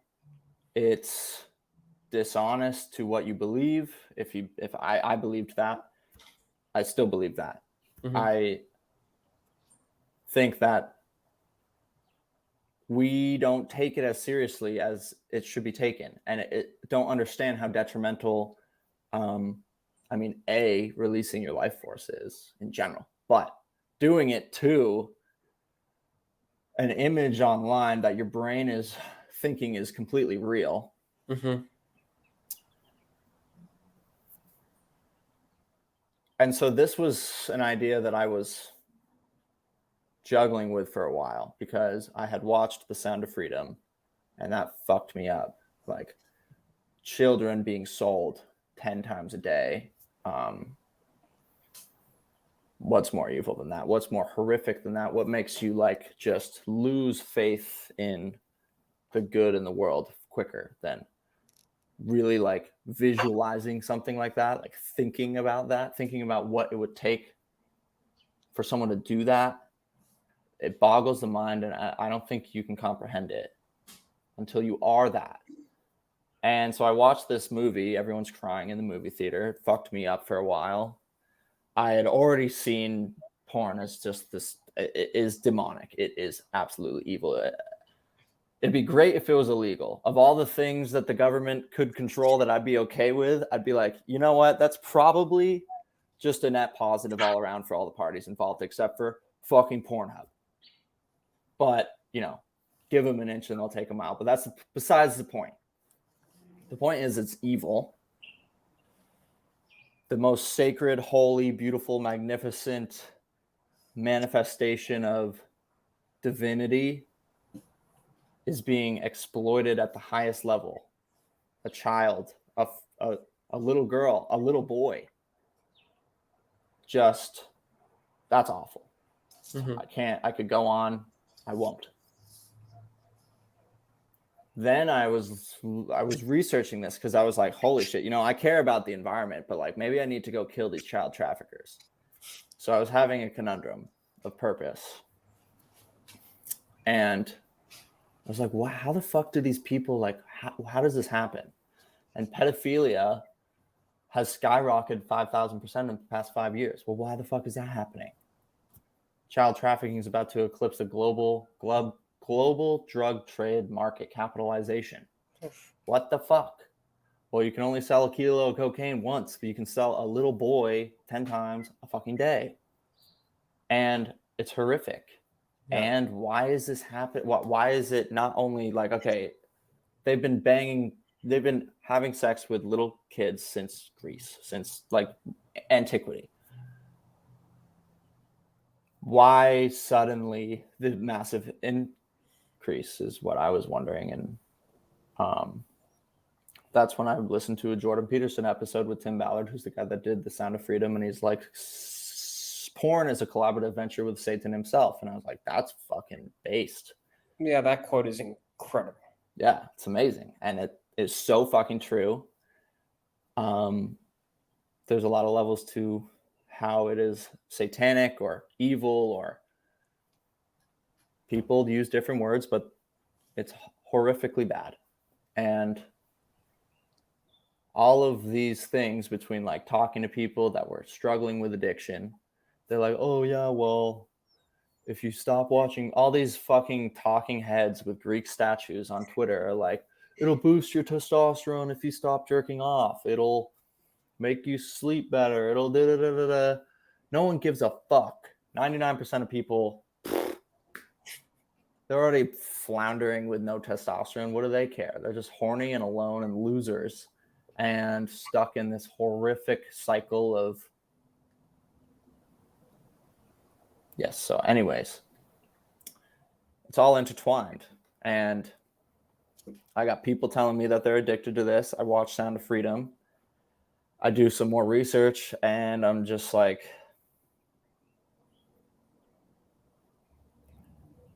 so one of the ways, like what I was talking about earlier, is sometimes you write from a place of openness and presence and awareness, and you're channeling something.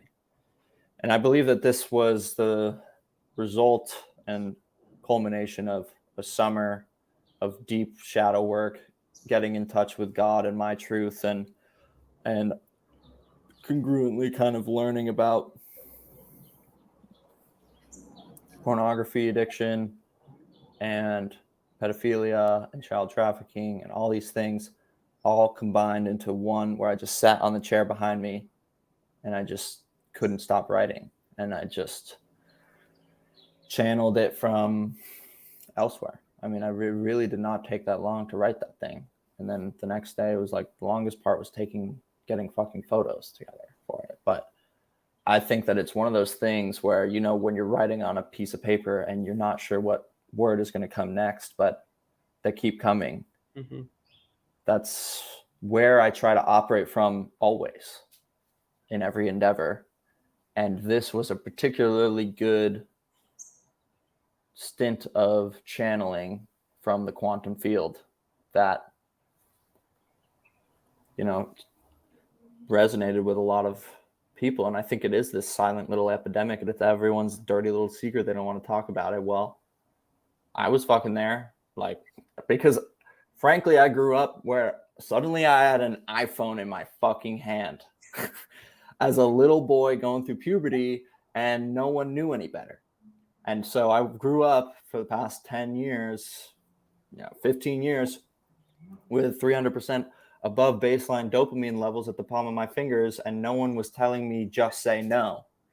They're just like, this is such a good little technology piece, blah, blah, blah, blah. Well, so, and I'm not going to point the finger at external circumstances either. I knew it was bad for me at a certain point, and I was not taking responsibility of my own life and my own energy and my own brain space. And I knew it was like bad in every level. And then I grew.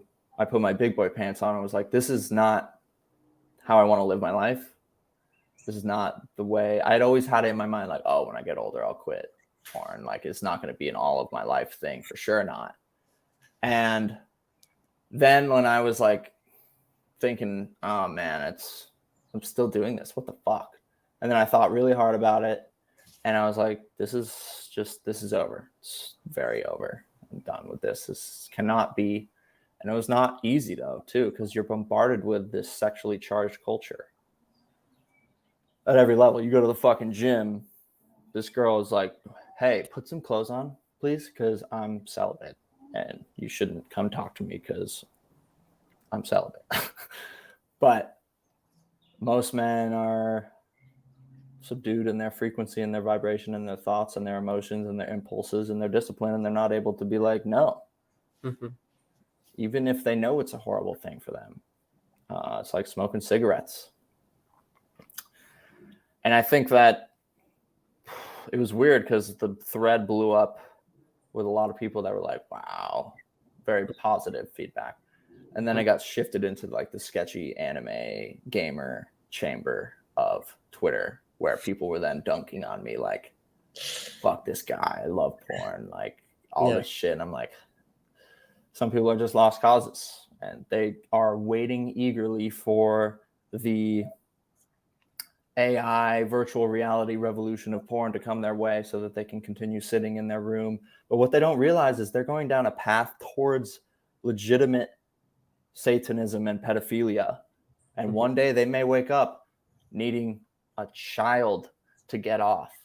And they don't want to admit that to themselves, that it keeps getting more intense. It's all wrapped up in shame and fear and guilt. And they keep needing more and more and more. And then one day they'll be on NBC fucking hotline getting arrested. And, hopefully I've helped some people just wake up a little to like, man, I got to get my shit together. Cause that's a huge lever. If you can suddenly retain your sexual energy and circulate it throughout your body, and then you're shifting your car like a manual with the breath throughout the day. Okay, I got to Wim Hof before this podcast, and then do some alternate nostril breathing so that I'm very centered. Both my brain hemispheres are synchronized. Boom. Now I'm on the podcast and I'm good. After this podcast, I don't know what I'm going to do. I might go lay down, shift my gears down, do some super long exhales, and I'm sleeping. So there's like levels to this.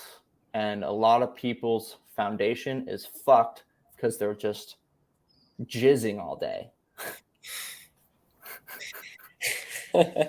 So another thread and another epidemic, focus.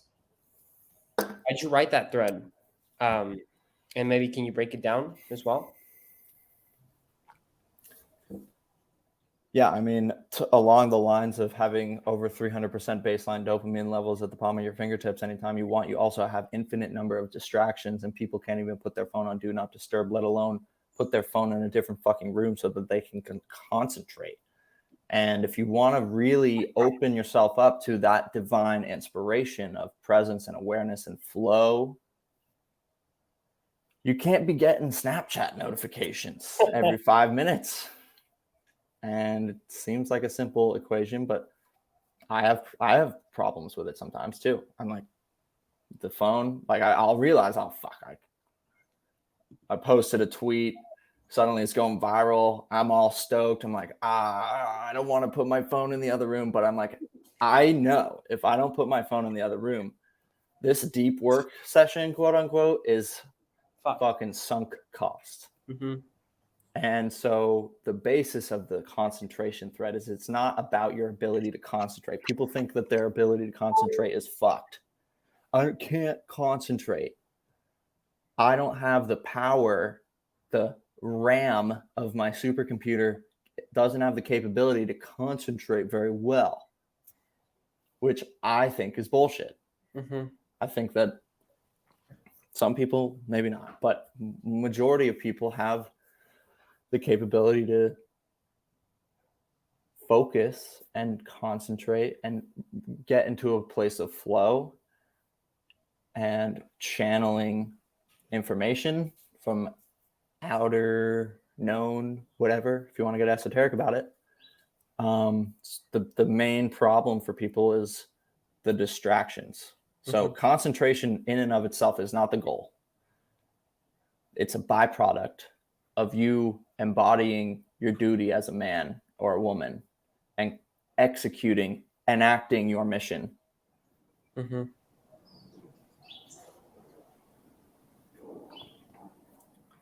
But everyone shoots themselves in the foot by allowing distractions. It takes like 15 minutes for your brain to enter more of an alpha wave state in which you are at flow. And then even longer to like go through those stages that I laid out on the thread. So like right now I have my attention on you.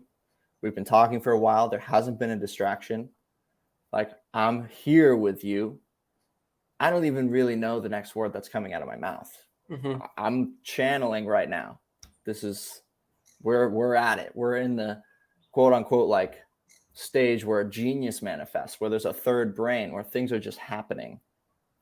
Ideas are being exchanged. This can be pointed out in like when you tell a friend something that they needed to hear, you don't even really know what you're going to say, but you're just like, dude, you got to stop fucking drinking alcohol. And then you lay it all out. Like you're channeling that. And a big reason is you're not you're not checking your phone, and you care so much. You care a ton about your friend. So you're like there with him. It's the same thing. I care so much about my mission and my purpose that I can't be distracted. And I'm so focused and allowing myself to concentrate my efforts, concentrate my quote unquote army of my brain, which each neuron could be a little soldier. They're all working in tandem, in harmony, in a symphony towards your fucking goals. And if you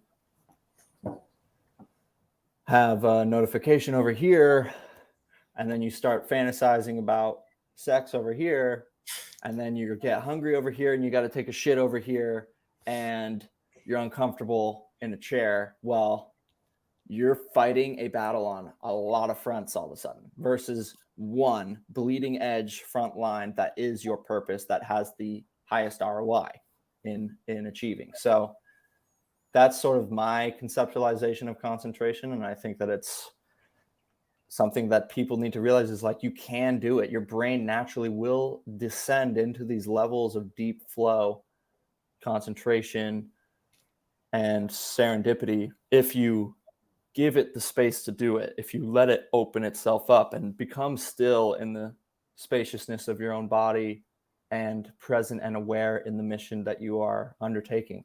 So, but it's not easy. I mean, fuck. It's like you could be in an office and your coworker distracts you. You could have your phone and it distracts you. You could have just the inability to discipline yourself and be like, all right, well, I'm working on this document right now, writing on paper, but I see that a notification just came up on my Twitter tab, so I'm going to go check that. Well, you just fucked your flow. Yeah. You know? So that was the basis of that. Love it. I just want to touch on one last tweet of yours that I really liked. You need to punish the insubordination of the mind ruthlessly. I think this is kind of to show yourself that you are not your mind, correct? It is to show yourself that you are not your thoughts, not your emotions, and yes, not your mind. You are something greater than that. This was written due to a couple people messaging me about their addiction to porn. I'm like, because in a way, being cruel to your mind is counterproductive. Like, punishing yourself can be counterproductive. Depends on what arena you're fighting in. If you're fighting in the I'm addicted to porn arena and I keep having fantasies of women and I keep really desiring to watch porn and these thoughts keep coming up and I keep like getting sucked into these thoughts and going with them and not having the awareness to be like, no, this is not me. This is not me wanting this. This is my reptilian primal brain that is just trying to lead me down a path towards more dopamine. He doesn't know what's best for him. I know what's fucking best for him. He needs to shut the fuck up and get out of my mind. So you got to stay open. You don't want to close up and start beating yourself up and letting these things stew in your mind. Bad, negative thoughts, fearful, doubtful, resentful, shameful, fantasizing, lust, that kind of stuff. You need to stay open in your heart and in your body to let those thoughts channel through you, but you got to kick them on the way out. And one way particularly for, and I should have probably just specified this in that tweet, but like if you're having lustful thoughts, particularly where your energy is getting raised, your heart rate's increasing, your body temperature is increasing, you're horny, you want to like go watch porn or something, well, you need to train your body to realize that that's not something that is okay. You need to rewire your brain and your body. So pain, oh, I just had a thought about sex, bam, rubber band on the wrist, that hurt, what the fuck? And then you fantasize again, bam, You start to you're training it. Or oh, I just thought about sex for 15 minutes and now I'm in a cold fucking shower. Like, what the fuck? Damn. Like, this was not the plan. And then it keeps happening and your brain's intelligent and it'll realize like the less time I spend thinking about fantasizing, the less push-ups I have to do. The less times I get hit on the wrist with a rubber band. And so it's training this like primal, simple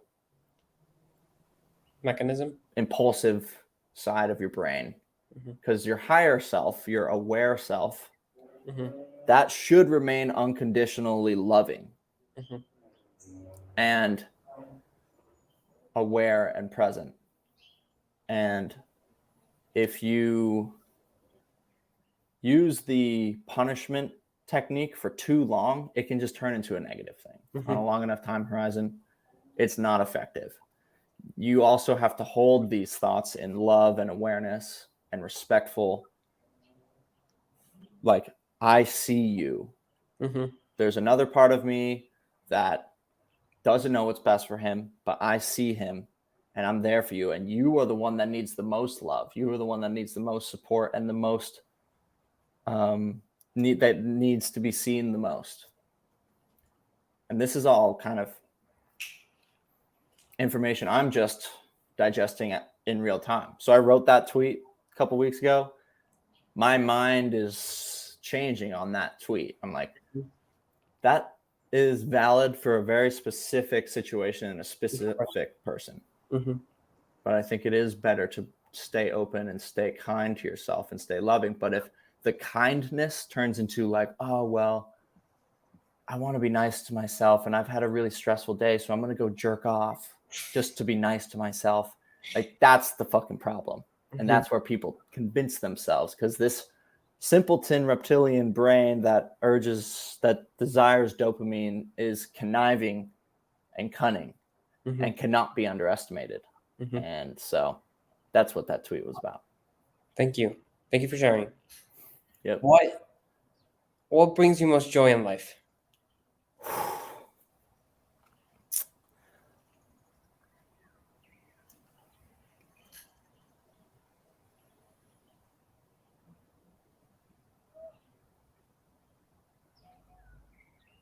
I mean, I would say that I'm being around the people that I love the most, my family, my friends. Spending time with them is number one. It's what I care about the most and what I hold the most sacred. And I love helping people. Mm-hmm. And I love, like, that's the whole reason I'm doing everything. Twitter. Yeah. Twitter is this very service-oriented perspective where getting messages like, hey, this tweet like changed my life and my life is so much better now. And it's 3 months later. And I'm like, all I did was tweet. And I'm like, well, that's amazing. And that brings me a lot of joy. And that keeps me going on that. And then being in nature.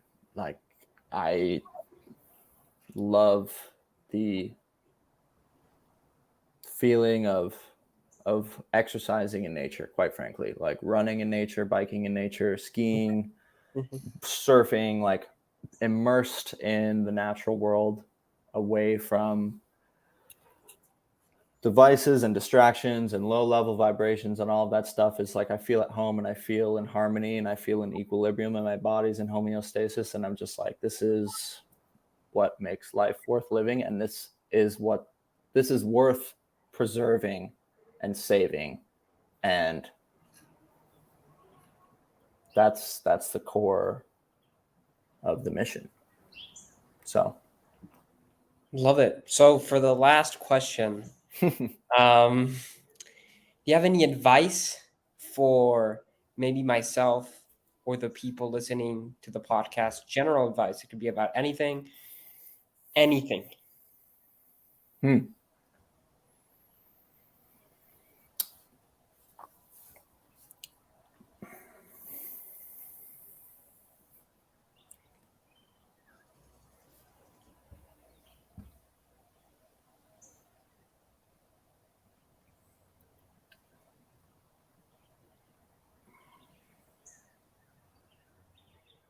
think that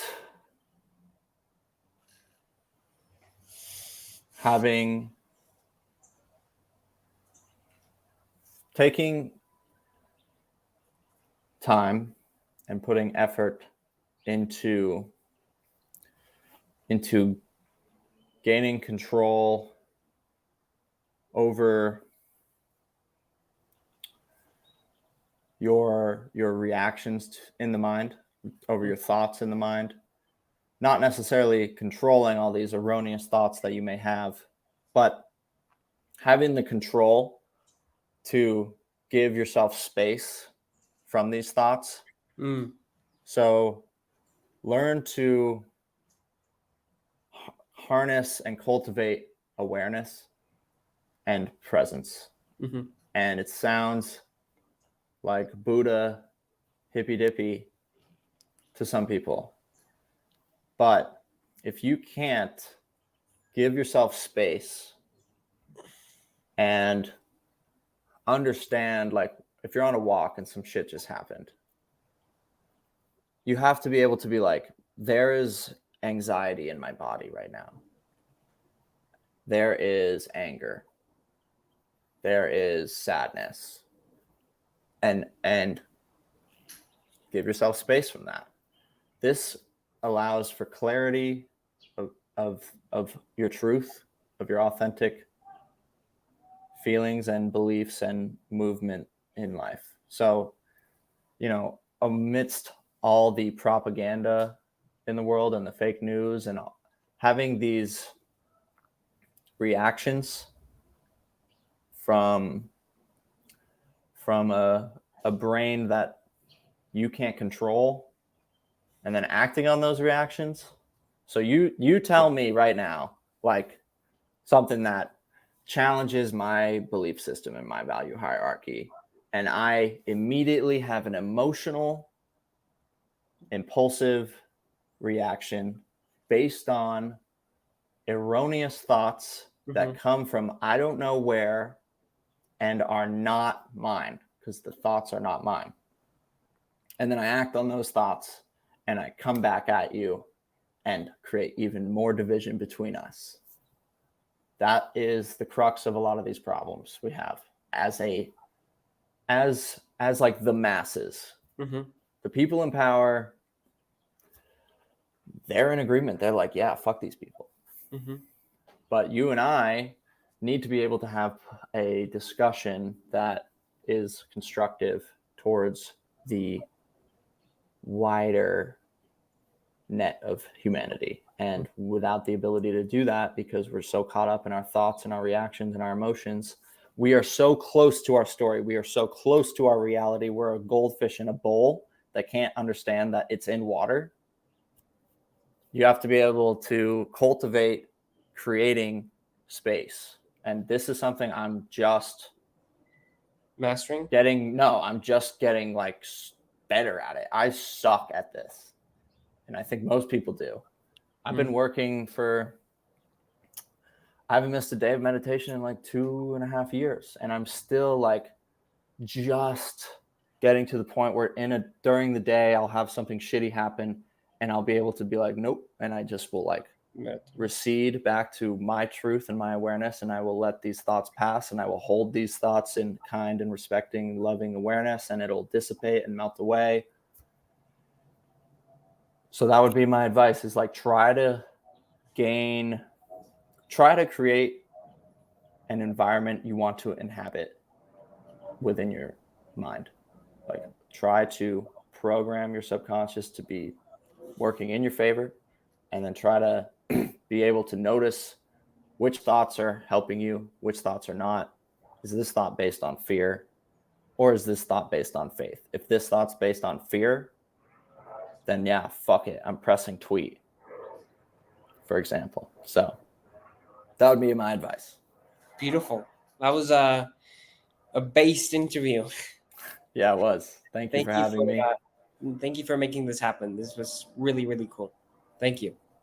I appreciate it. Absolutely. And if any of your followers want more ramblings, I'm just at Based Ethos on Twitter and Instagram, and happy to talk to anyone. And so thank you. Yeah, I'll put everything down below in the description for your links, your accounts, your tweets that we talked about, everything. Thank you. Perfect. All right. Thank you very much.